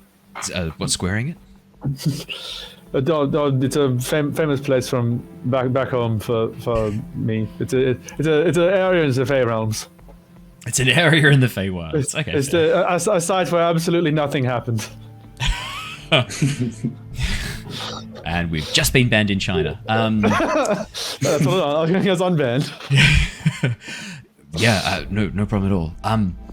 The other thought I did have, did you want to try and do something to the fuel? I know they're going to probably try and pour spirits around the base. Maybe try and fuck with that somehow. Just swap it out for water or something. Yeah, I could healing word it. You could healing Like a word healing it. word? What would that do to the wood? Turn it back into a tree. Would it actually do that? That could be helpful. Tree. I'm assuming the water content would make it harder to burn. Maybe people could climb to safety in its leafy boughs. Is that? It might work, but now that you mention it, maybe just swapping out the oil for water might be a better plan. No, I like the tree idea. If you can turn these sticks back into a tree, I think that'd be very impressive. But it might be more noticeable, so they know not to try and light a tree on fire. Yeah, isn't that the point? So well, yes, but we need the Baron not to be tipped off that his plans have been altered. I think this is when we're launching the coup. So. I'll be a wolf by this stage, remember? Right. No, that's right. You won't be able to turn it back into a tree. Yeah, no, fair enough. Can anyone else turn sticks into trees? No, I don't think. Jono, you're pretty powerful wizard. Yeah. Oh, you're not that powerful. That's very flattering. Thank you very much, but I don't have that one up my sleeve. Maybe it's a spell that is in that book we were reading. Wait, you got a book on spells? Yeah, would you like to read it, Ismark? Yeah, I've always wanted to learn magic. You've already had a look at this book, Ismark. You don't need to have another glance at it. It's kind of creepy. It's the torture book. The torture Sorry, book. what? You're the one with the awful pictures. You saw it before. Has he seen it? The Cursed Tome. Yes, the Cursed Tome. I haven't seen it. I know of it because you told me about it. Hang on, were you going to make me try and read a book that you know is cursed? I was just a joke, just a harmless prank, bro. Oh, that's not very funny. Right, To well, you, baby. to everyone watching at home. Right. Well, great. I guess nothing to do now then, but wait for our friends. Yeah. No, keep an eye out. all right. Well, yeah, I'll probably take the time to short rest. Brilliant. Tithla, do you want to roleplay this interaction with Blinsky, or are you happy for me to skip over it? I think we did. I think we covered it. Okay. Cool. Tithla's just excited by everything, and yeah. My question is, would Tithla buy any of the toys? I mean, Tithla has She's How much for this is Mark 1 for the ones that I've. How much for the Ismark? No. The Ismark are free. But would you like? Okay, thank you. I'll have that one. Yeah. How much for this one of the cart that it doesn't change yet, but I'm sure it's a work in progress. Well, I have not designed that yet. But if you wanted me to make it and bring it back, well, no, this one that is just the cart. Oh, it's just the cart. Yeah. Oh, for you, my sweet green pea, only 2 copper pieces. Sweet green pea. I have that. And how much for that one that's a tree that looks like, and this one, you can see that one does change. It changes like between sticks and then back to a tree and then back to sticks and logs and then back to a tree. How much for that one? Yes, it is a collection of many twigs you put together and it makes a tree. Yes. Oh, this one is only 1 copper piece. How much for 3 of them so that I can put them together and make a forest? 3 copper pieces. Okay, so I'm going to get the 3 of those. I'm going to get the cart. Can I have Ismark? Yep. Is that the town that we're in? Yeah, of course it is. Of course I have made a full-size replica of the town.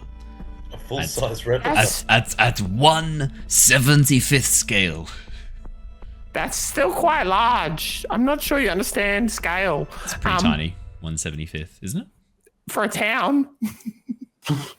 Yeah, maybe it needs to be more. 1/1000th scale. Well, I have model aircraft that are 1/64th, so... How big are they? He's About- gesturing about like good, a burger, a two-handed burger. Yeah. Okay. Yeah. 1/1000th. Oh, 1/1000. That's quite small, really. That seems. Well, That you seems have a bit tiny small. hands. Tiny hands for tiny children. That's true. I'll give you. You know what? This is a Here, and she town for pulls out. ants. She has 1 silver, and is. she'll say, "I'll give you 1 silver, and I'm gonna have all of those. Thank you." Yeah, that's perfect. It doubles as a tiny town for ants, ant farm town. I don't like ants. Well, then it doubles as town for cockroach. Okay, thank you. Do you need any other consulting work done? No, but any suggestions you have, the things that would make you happy will make other children happy, and I would like to know what they are, because I like to make children happy. I'm sorry. You know I'm not a child, right? Are you not? You look like a young girl. Well, I'm a young girl, but that doesn't mean I'm a child. I'm a Oh, grown up. no, you misunderstand. Being a child is a wonderful thing. It is no insult. Oh, okay then. Thanks. No problem. Of course. It's no fun. It's no Blinsky. Okay. Do you have any more toys for me to play with? Or I have a is it- whole shop full of toys. Well, let's go. No, I would not be right. You need to let your parents know that you can't just walk into a shop away from a place Well, where my people lasso parents you. are a long way away. I haven't seen them in at least 3 days. So, 3 days? Are you traveling with friends then? Or family? yeah, the group that was just in the other room that we came in with, the ones that I was traveling with, I'm traveling with them. A very serious expression crosses his face. Are you safe with them? Of course. I look after them. I protect them. That is a lot of responsibility for a young child. I'm very responsible and not young child. We covered that. That's a very heavy responsibility for a young woman. Yes. It is not very fair for adults to place such burden on shoulders of a young person. Nothing was placed.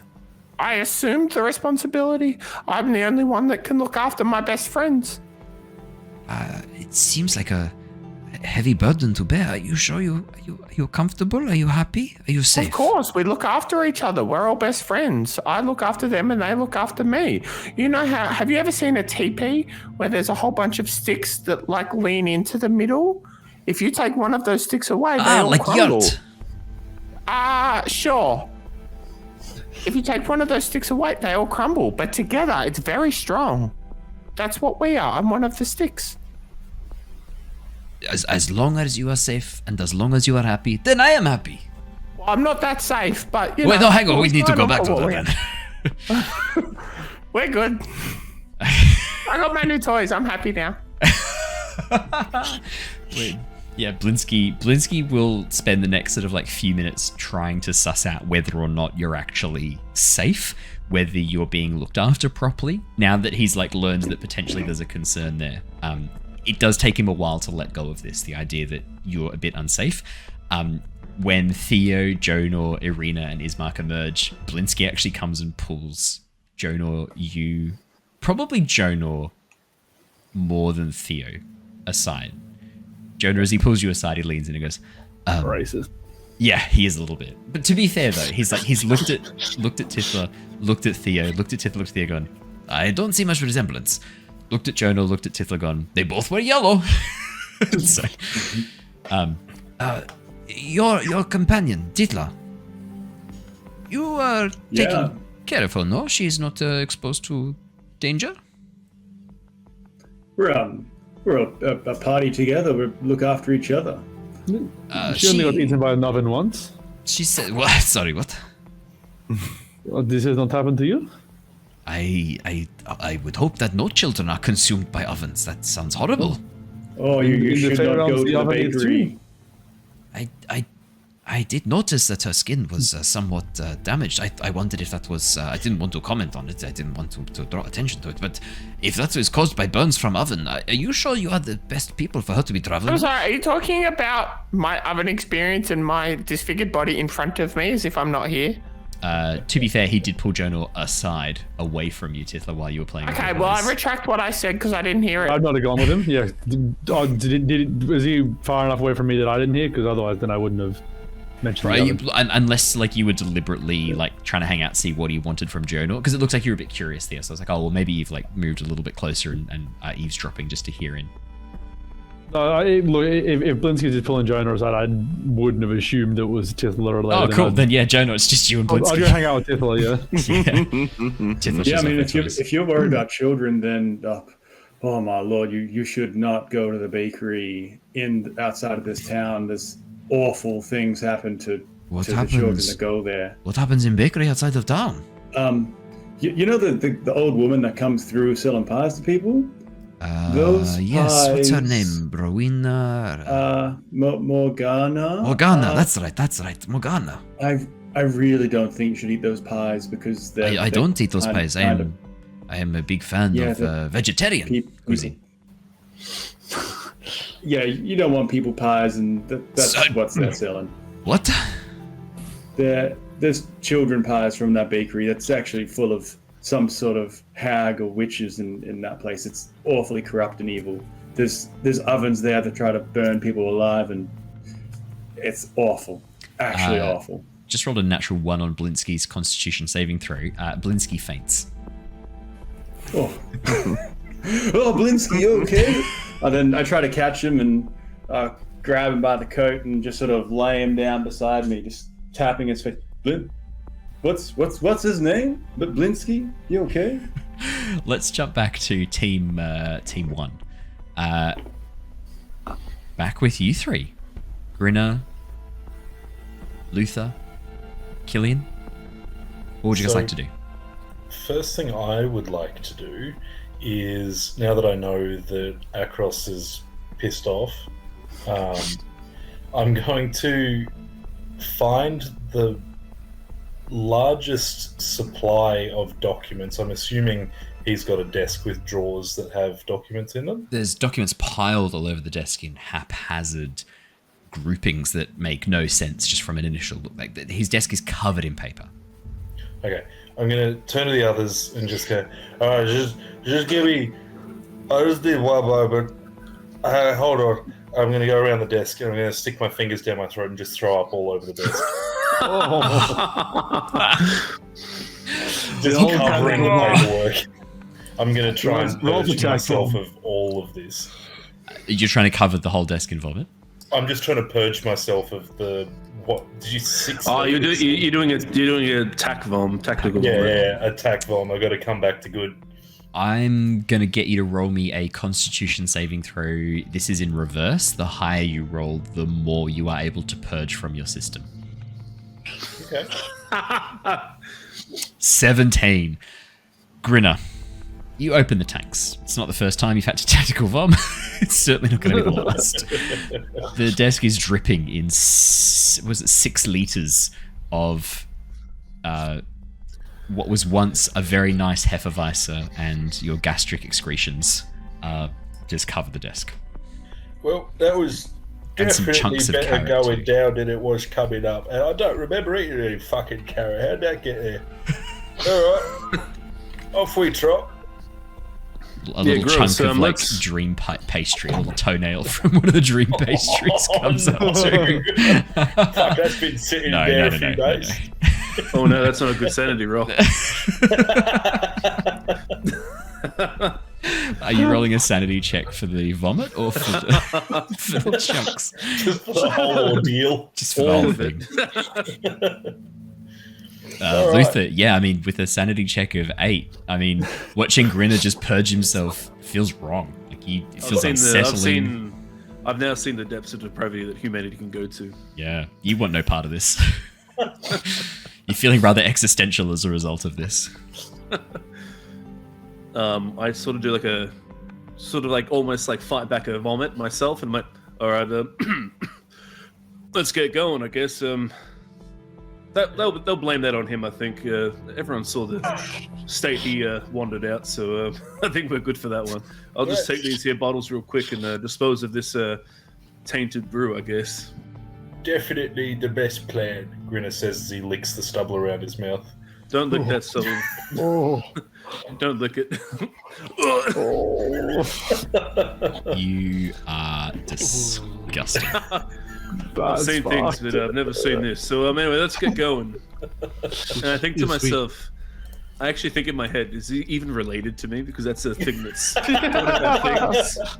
Yeah, I mean, that's you understandable. were pulling on the thread a while ago. You do suspect that Grinner might be your great-great-grandnephew or great-great-grand cousin. Oh, where the line is gone. He's pretty grand regardless. What would the three of you like to do next? Well, I feel What like is it we need to do? Is there anything else on our agenda that we need to do? Well, with I sort of have a quick look because I don't want to be like the other team and just start talking with random people around. We're still upstairs, so I will have a quick look in the mess hall to make sure there's no one actually around still. Oh, Sorry, I chose now. a bad time to have a Ferrero Rocher. Alice brought one home, and I was like, "Oh, this is the perfect time. They're going to dick about for 40 minutes while I can just enjoy this lovely chocolatey treat." As you head downstairs, it does look like the guardhouse is actually mostly deserted. As I said before, there's only the scribe down in the basement currently performing his audit of the various supplies, but apart from that, it looks like everyone's been brought out to help set up. I'll probably stage whispers as well. Just keep it down here because audit right there. Just leave that be. And I'm sort of looking more at Grinner than Killian. Yeah, all right. Nice and quiet. All right, so Did we hear, or did Amelia say where she was going at any point? Like, was there a spot that we were supposed to be catching up with her once we dispatched of Akros? I don't think you discussed with her. I don't believe, from memory, if you did actually make a decision about whether or not you would meet up with her after it. I think the agreement was you would get rid of Akros, and then, like, the next thing that she would be involved in is when the distraction goes off. And you said you will know the distraction. It'll be very clear. We'll have a quick little chat with her before the whole thing goes down because we're guards. We have to answer to her anyway before the ceremony, so or the speech. So we can have a little chat with her then. But I guess unless anyone else got anything else, I think we head back and reconnect with our patriots. Yeah, I think that's a good idea. I've definitely used up all of my juices for being in command for the next little while. It's back to Lance Corporal I go. We've Right. at least expelled them. Yes, all of your juices are all over the captain's Dripping onto the floor. desk. That was a lot of fucking juices. I feel a lot better now, to be honest. I still got the spins, but it's in a good way now. It's Perfect. Here, I start giving him all the rations I have currently on me, so he can start sobering up a little bit. Oh, thanks. Yeah. I mean, I'll never turn down. It's all a different What's range this, a of dried black meats. pudding? Yes, dead set, just dried blood. It's a whole bunch of scabs. There'll be like sausages and stuff too. Don't worry about that. No, Raph, Got in why? like a little chippy bag.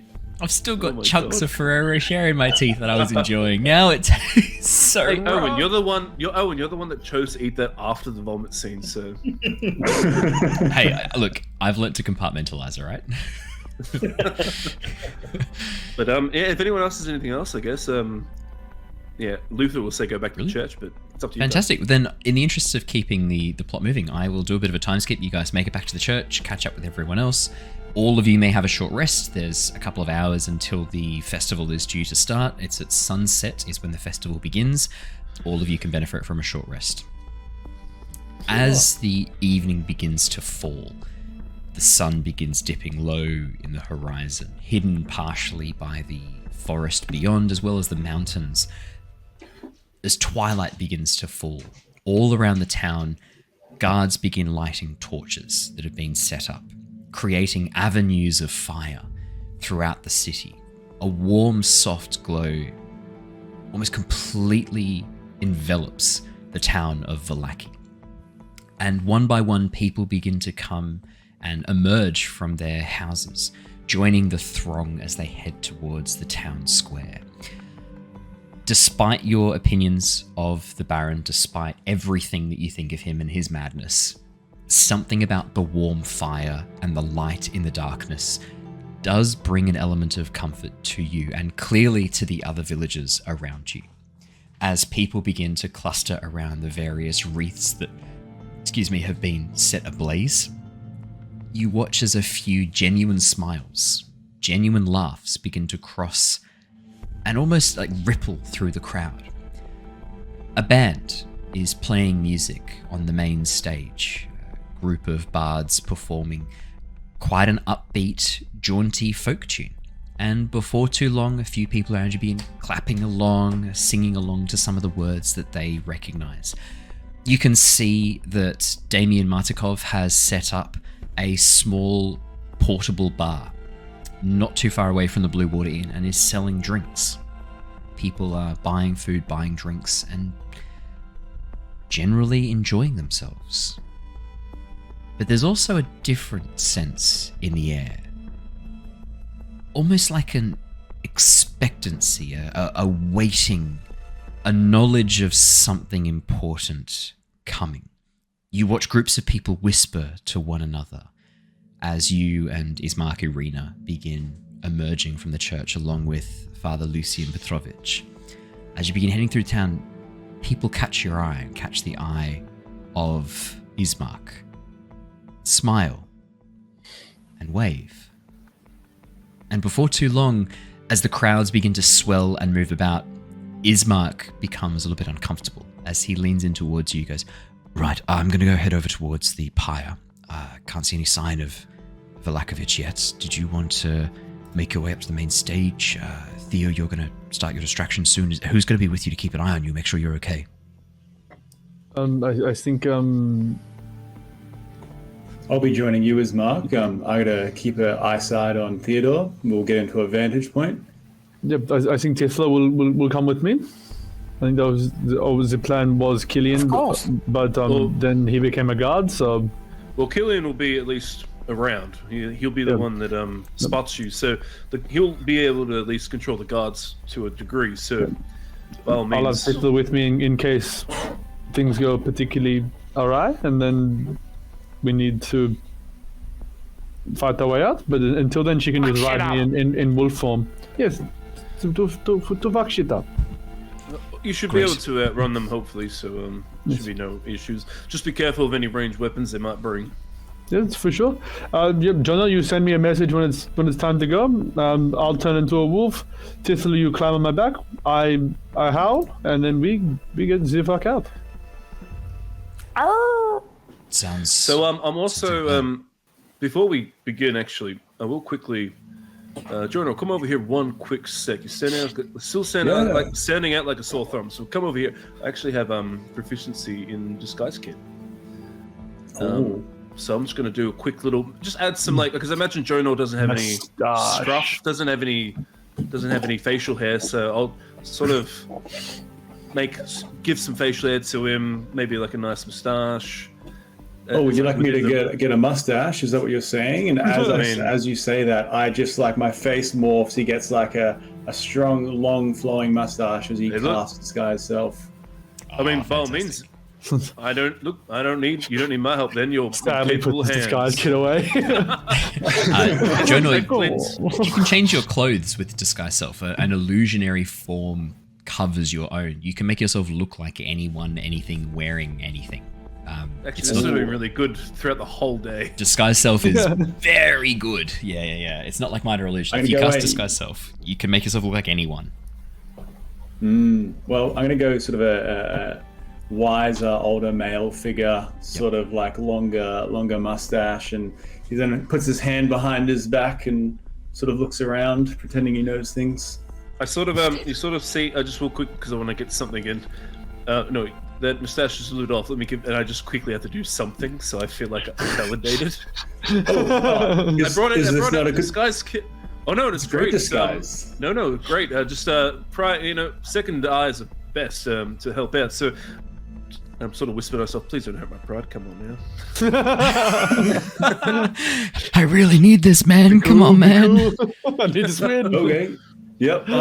Touch it up. Perfect. Make the changes. Touch it up. Make it. I love the idea of you just putting like a single beauty spot on his face underneath the illusion, with a little brush going. It's already perfect. Can't change much about it. Yeah. So I just do one little thing to make myself feel better. You've made me feel more confident. Thank you, Luther. I think I'll pull this off now. Thank you. Perfect. Awesome. That's great. Great to hear. I love the idea of whatever that was that he adjusted being underneath the magic. It is. Yeah. And we're just having to magically make the equivalent over the top. Yeah, that's exactly right. That's 100% correct because he can't interact with the illusions. So. No, I can't. Is the wrinkle over this side or is it vertical? No, horizontal. That's okay. Yeah, horizontal. Pity magic. It's pity magic. Nod. Yeah. I just nod. Arena nods, smiles, and goes, "Right. Well, I will come with you. I'll come with you, Theo, and I will help draw attention to the wolf. I can scream quite well if I am required. Yes. Act like the damsel in distress. Exactly. Wait, just one quick thing. Does that mean you're going outside the walls? No. I will go to the edge of the crowd, and then when Theo transforms, I will draw attention by screaming loudly and screaming, "It's Perfect. a wolf! It's a wolf!" I guess just be careful wait. because, he who shall not be named is still around looking for. I have no Potentially you intention. guys, so- No intention of going outside the town walls. I can't wait nod. for Owen to be role-playing screaming as a female character. Like Ned Flanders. Joke's on you. All I have to do is say, Arena lets out a blood-curdling scream, one that chills you to the depths of your soul. Like, I can't picture that. No, You can't picture it? I'm struggling No, I don't know to what that imagine was. that. That's a Let's failure of see your it in the imagination moment. and a comment on who you are as a person more than it is me. Perfect. Alrighty, so Theo, Irina, and Tithla all begin heading towards the edge of the crowd. Jono, you're staying with Ismark, Grinner, Luther, and Killian. Are you guys going to head... I mean, you've been assigned duty on the main stage. You could head up there now if you wanted. You can see there's a couple of other guards who are up there, including Amelia. Not on the top of the stage, but standing to the side of it near the stairs, keeping a watch out and keeping townsfolk away from the main stage. So yeah, me and Grinner are going on the stage. I think Killian said he might go to the outskirts. That was the Yeah, original I'm plan. going- Oh, you want to the go with... I'm perimeter going to the wall? outskirts with the. I'm going to go with the guards that aren't loyal to Yep. try and be like, I'm going to be in charge of them. Screw it, like, we've got to go. Get that wolf. Nice. So Yeah, yes, you're he's gonna hang out at the orchestrating the gate chase. and make sure they leave the town, essentially, from the sounds of it. Yeah. Perfect. Okay, easy. Yeah. So then you're traveling. Yeah. So you'll head with Theo and Irina and Tithla in that case. Alrighty.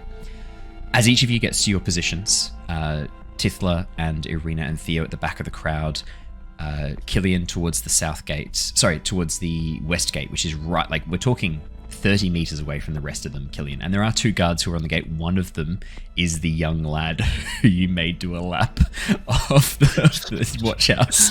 As he sees you, he just mumbles something and like head down, does not make any eye contact with you, does not engage with you. He is clearly scared of saying anything that might provoke another trip around the edge of the guardhouse. But you're probably only about sort of 30, 40 meters away from Theo, Irina, and Tithla. As Grinner and Luther, as you head over to the main stage, excuse me, did you want to head up onto the stage, or are you going to try and meet with Amelia first? Probably Amelia first, at least Yeah. from the standpoint of needing to report for duty, I guess. Yeah, Perfect. it makes sense to report with her first. As you walk up towards Amelia, you see another one of the younger guards, a younger woman, probably in her 20s, talking urgently with Amelia, looking a bit afraid. You can see she also has what looks to be a fishing rod in her hand. As Amelia sort of like shakes her head and sees you approaching, she gives you this very startled look. The younger guard begins walking away, and Amelia steps away from her guard post towards you, grabs both of you by the arms and pulls you in close and goes, "Did you have to drown him in the lake?" He what? Who? "Don't you fucking play dumb with me." No, hold on, Sergeant. Across? "Who else? You told me you were going to take care of this. You weren't supposed to fucking drown him." We did. Alright, look. We went up to his office, right? And I challenged him to a drinking contest, right? And then all of a sudden he said, I have to go fishing, and he fucked off. That's literally what happened. I know for a fact you're keeping something back from me. There's no... I don't believe this. The man was so fat he hadn't walked more than 5 meters in his life. Well, all right. Look, we got a friend, right? You remember the other I know. bloke? The other Chuckle brother. I know there were 3 of you. I'm not a fucking idiot. Right. So he whispered something in the captain's ear, and then the captain just said, "I need to go fishing," and he fucked off. He was very, very drunk, and we had. I'll be honest. I think just he's very suggestible in that state. I think our friend literally just said, "Go do some fishing on the lake," and he did. But unfortunately, none of us had the intent of him drowning. I really wanted him to live so he could answer for some of his crimes. To be honest, I'm actually quite. It's just a sad moment and all. Amelia rubs her temples, going, "Oh God, right. Well, it's come with an unexpected bonus. I've just been promoted." Congratulations, Amelia. No, not congratulations. What's the cons? I'm going to be up on stage with you lot. Right. Standing next to the Baron. Right. I'm going to be the one then carrying the torch down to the fucking pyre. Could you just not do that? Yeah, of course I'm not going to fucking do it, you morons. She leans in. But whatever you're going to do, it needs to happen before I get there, all right? Yeah. Otherwise, I'm going to be the signal, because I'm going to throw that fucking thing back towards the main stage. No, I mean, look, we're hoping it's not going to get that far anyway, because burning people's bad and all that. So, can I, could you say that with a little bit more intensity, as if you Amelia, actually believe it, for just a moment? I've been told it's important. how do the people respond to you? Do they like you? I don't know, for the most part, yeah, because I'm not a prick who steals their booze and doesn't do any work. Now that you're the captain, if you take this probationary, let's not get too far ahead of ourselves. Well, yeah, but if you take this torch down and wonder if you make a point, maybe you can sort of say things like, look at the lunacy that our Baron sort of subjects us to, and you make a point, and that's when Ismark can sort of step in, say something, gather the morale of the public, and then that's when we step in and quickly not dispatch per se, but incapacitate. I swear to God, if you fuckers are stitching me up and you're going to leave me up there high and dry denouncing the Baron, I swear to God. I'll be there right with you. I look at it like with like there's like a determination there, like I'm not going to take off. Can you make a persuasion check for me, please, with advantage? I don't have good. It's okay. You got advantage for this because of that intensity in your expression. Okay, 16 and 7. 16.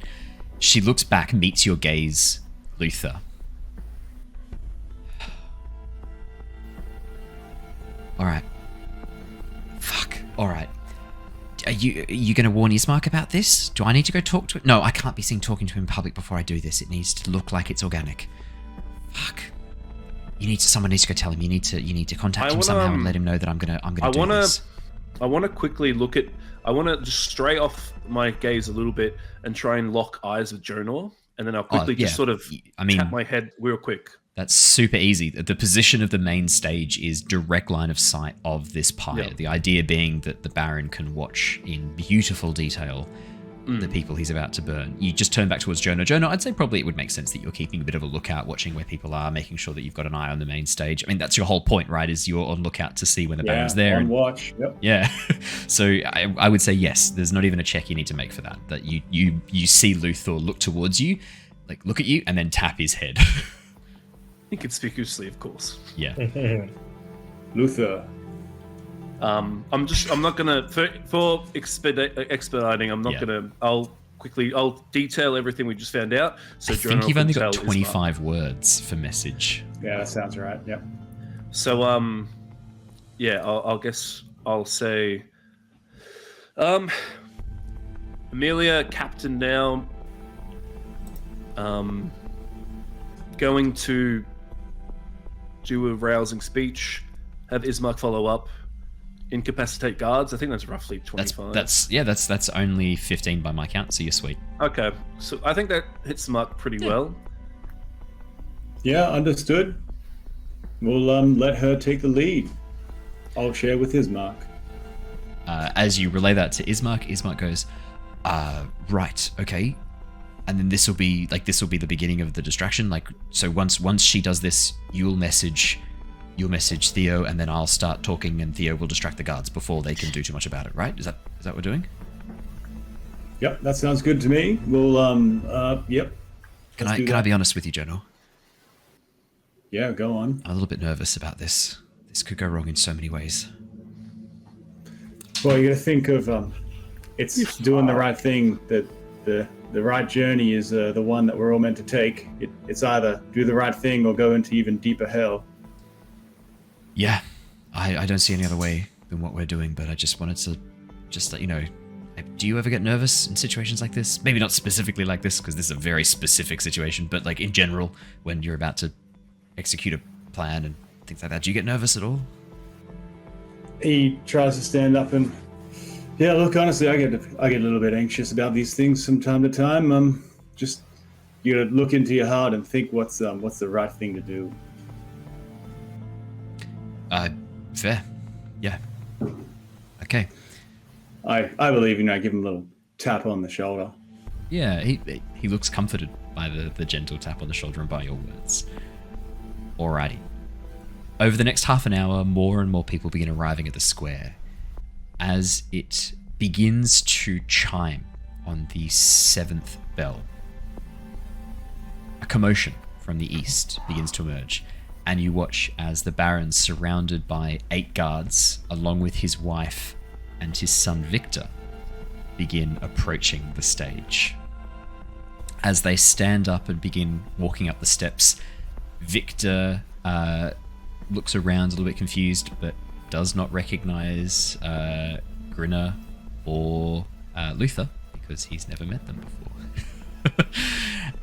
He takes a seat at the back of the stage next to his mother as the Baron stands at the front of the crowd. There's no applause for the Baron. Instead, he's greeted by an almost uncomfortable silence that the band behind desperately try to fill. Clashing of cymbals, a very loud, triumphant cry echoes out across the village.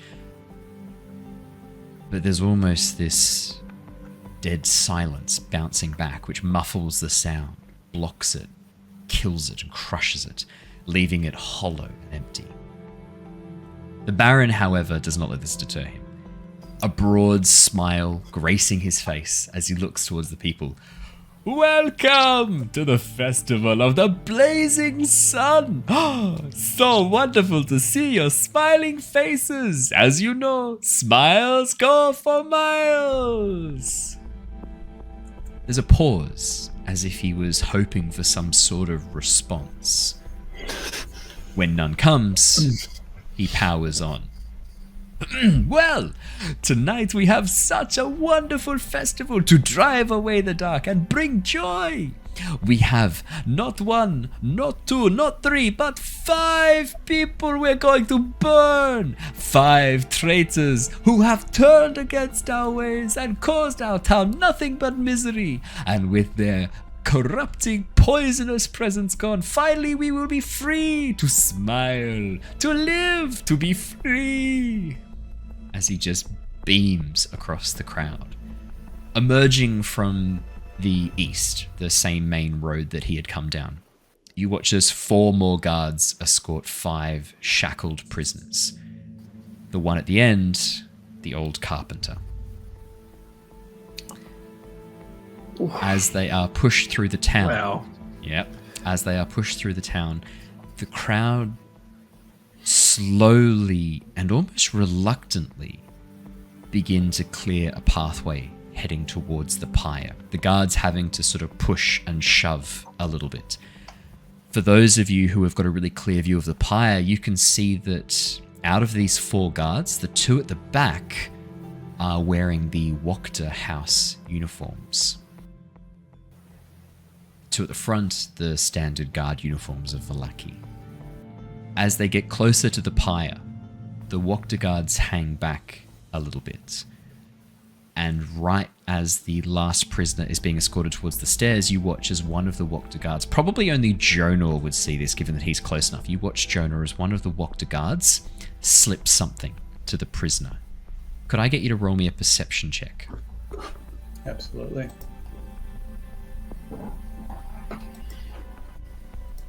Natural 20, 21. Jonor, Nice. you watch as the Wokta guard hands the prisoner a key to the old carpenter. Very Holds good. it and then slips it into between his fingers and clenches his fists tight around the chains to hide that he's holding something. Very nice, Jonor. Natural 20. That was a good time for it. As the prisoners are escorted up onto the platform and shackled to these pyres that have been arranged in the center of the town square above the fountain, the Wokta guards actually stay at the bottom, providing no assistance to the guards at the top. As the last of the Baron's henchmen, as the Baron's henchmen clip the last of the shackles around the prisoners and begin making their way down the stairs, the Baron smiles and waves around. Here we go! We are going to do a countdown! How fun! A countdown for the fire! Ready, everybody, with me? 10. And there is a very half-hearted countdown as a few people call out. But not clearly what he was expecting. You watch as the smile falters for just a second as he moves on to 9. As he glances down underneath the stage at the guards arranged there, he gestures with his head sharply towards the crowd. You watch as the guards look back up, Amelia amongst them as the captain, and they reach down and draw short swords. The townsfolk immediately pick up the cry, counting with much more gusto, smiles on their faces once again, as Amelia begins to light a torch. As she slowly makes her way through the crowd, the Baron counting down past 6, 5. Around her, you can see a wave of discontentment, muttering, sweeping across the people. As she gets to within 2 meters of the bottom of the stairs, Jonor, right next to you and Ismark, who are standing a little bit back away from the pyre, she shoots you a glance and stops dead. Muttering sweeps across the crowd. And you watch as she takes the torch, drops it on the ground, removes her cloak and smothers the flame. There's a hush, a gasp of intake breath around as everyone... She turns towards the Baron and points. I won't do it. I won't do what you tell me. For far too long you have exerted madness. You've spread your madness and your poison across this town, and I won't be a part of it. Good people of Vallaki, we do not have to fear this man. We do not have to obey him. I will not do it. Next to you, Jonor, Ismark steps forward and places a hand on her shoulder. People of Vallaki, for those of you who know me, for those of you who don't, I am Ismark. I am the son of the Burgomaster of Barovia. When my father died, I left my home, and I have been kindly accepted into yours here. Thank you for your hospitality. Thank you for inviting me into your home, but there is a sickness here. And it comes from this man. And he points towards the Baron. Up on the stage, Grinner and Luther, you watch as the Baron begins shouting for the guards to grab these people, to add them to the pyre, to relight the flame. But somehow, for some reason, Ismark's voice kind of carries over the rest of the group. Jonor, I can see you're typing. Would you like to send that message? What do you reckon, Jonor? Seems like I'm sending that message. I find Theodore, give him a point. It's time to go. All right. Listen. All right. I'll see you on the other side as I morph into a dire wolf. Irina immediately screams as she sees you transform. Points, goes, "There's a wolf! A giant wolf in the town! Quick, grab it! Stop it! It's going to kill everyone!" The cry. There you go. The biggest howl that I possibly can. Did you do it first? Oh, woo! Nice. And the scream. Thank you. So, while this happens, and the wool and the howl and the scream, how far away is that from the actual square? That's probably like from the town square, like the entrance to the town square, probably about 30, 40 meters. From the actual like stage and the pyre, we're talking about 120 to 130 meters. So, what's that roughly? I just want to, like 500, 600 feet, if my math is correct. I guess before we keep going, I want to quickly, because if there's like, that was a pretty interesting sentence to maybe potentially rouse some panic. I want to quickly see what the villagers are doing with that sort of scream and shout. So the ones nearest to the entrance, nearest to the town gate, definitely reacting, looking around in fear as they see this giant wolf howling. Ismark actually stops as the howl rings out and goes, "No. You, the people of Vallaki, you do not need to fear this. You do not need to fear anything but the madness that has gripped this man," as he tries to direct the attention of the townsfolk back towards the Burgomaster. Sweet. I will have him roll. Let's have Theo. Could you please roll me an intimidation check? I want to see how intimidating you are as your dire wolf. And I want to know your howl. How intimidating was it? Any chance of selling you on performance from acting like I'm a wolf? Yes, absolutely. I think that's a good, absolutely. Nicely maneuvered. My God. 23.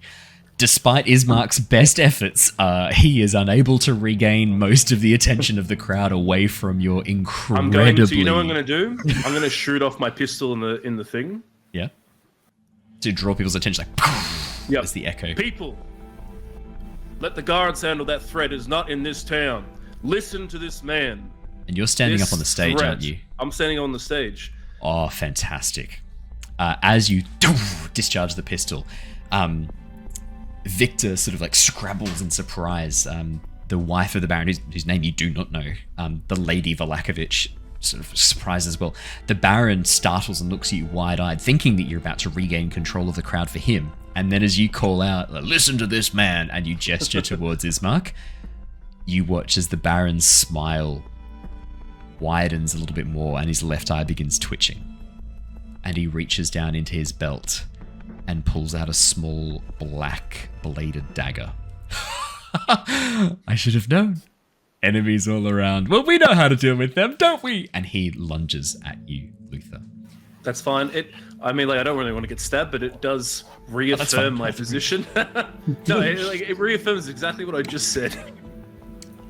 I am actually going to stop us there. Just because there's a fair few things that are going to go off one after the other, and I don't think we're going to have time for all of them.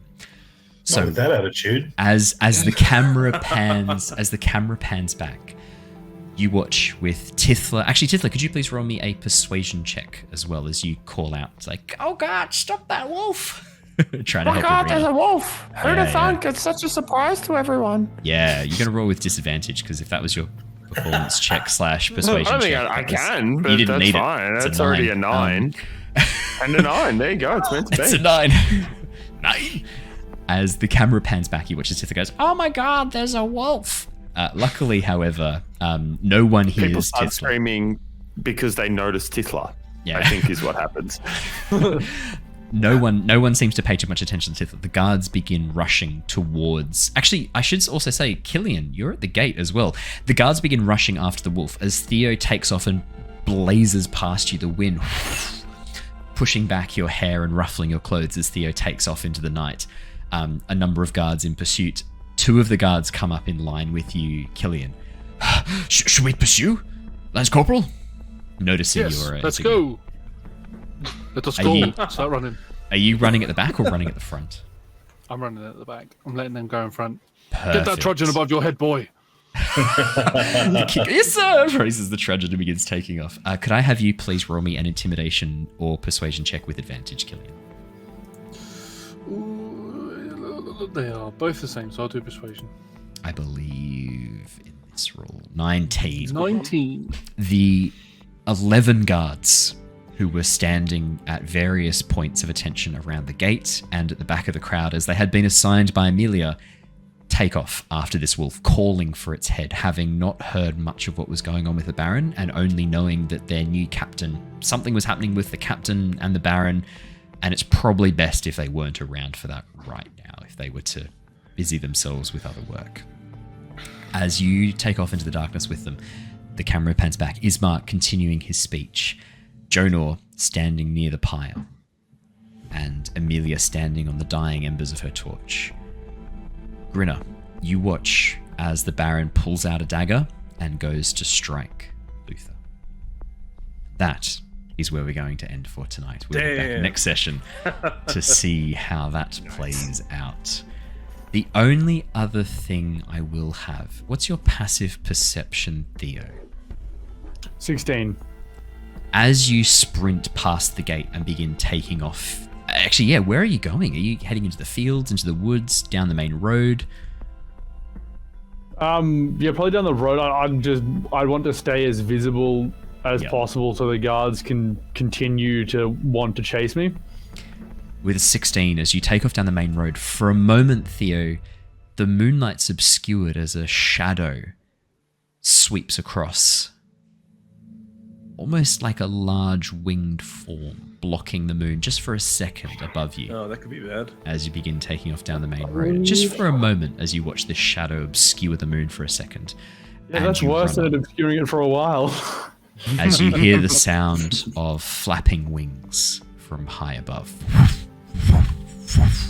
Okay, that's... And that is where we're going to wrap up for tonight. We keep running. Thank you so much, everybody, for joining us for Curse of Strahd. You know how much I like to end on a cliffhanger, and this is a pretty fucking high cliff that I'm hanging this lot off. So we're going to enjoy that next session. Thank you so much. I'm being hung off the cliff. Yeah. Thank you so much for joining us. It's been a pleasure, as always. Have a lovely, lovely evening. Stay safe, stay well, and we will see you all again so soon. But until then, from all of us here tonight, have a lovely evening and see you again super soon. Goodbye, everybody. Bye. Bye. Mwah.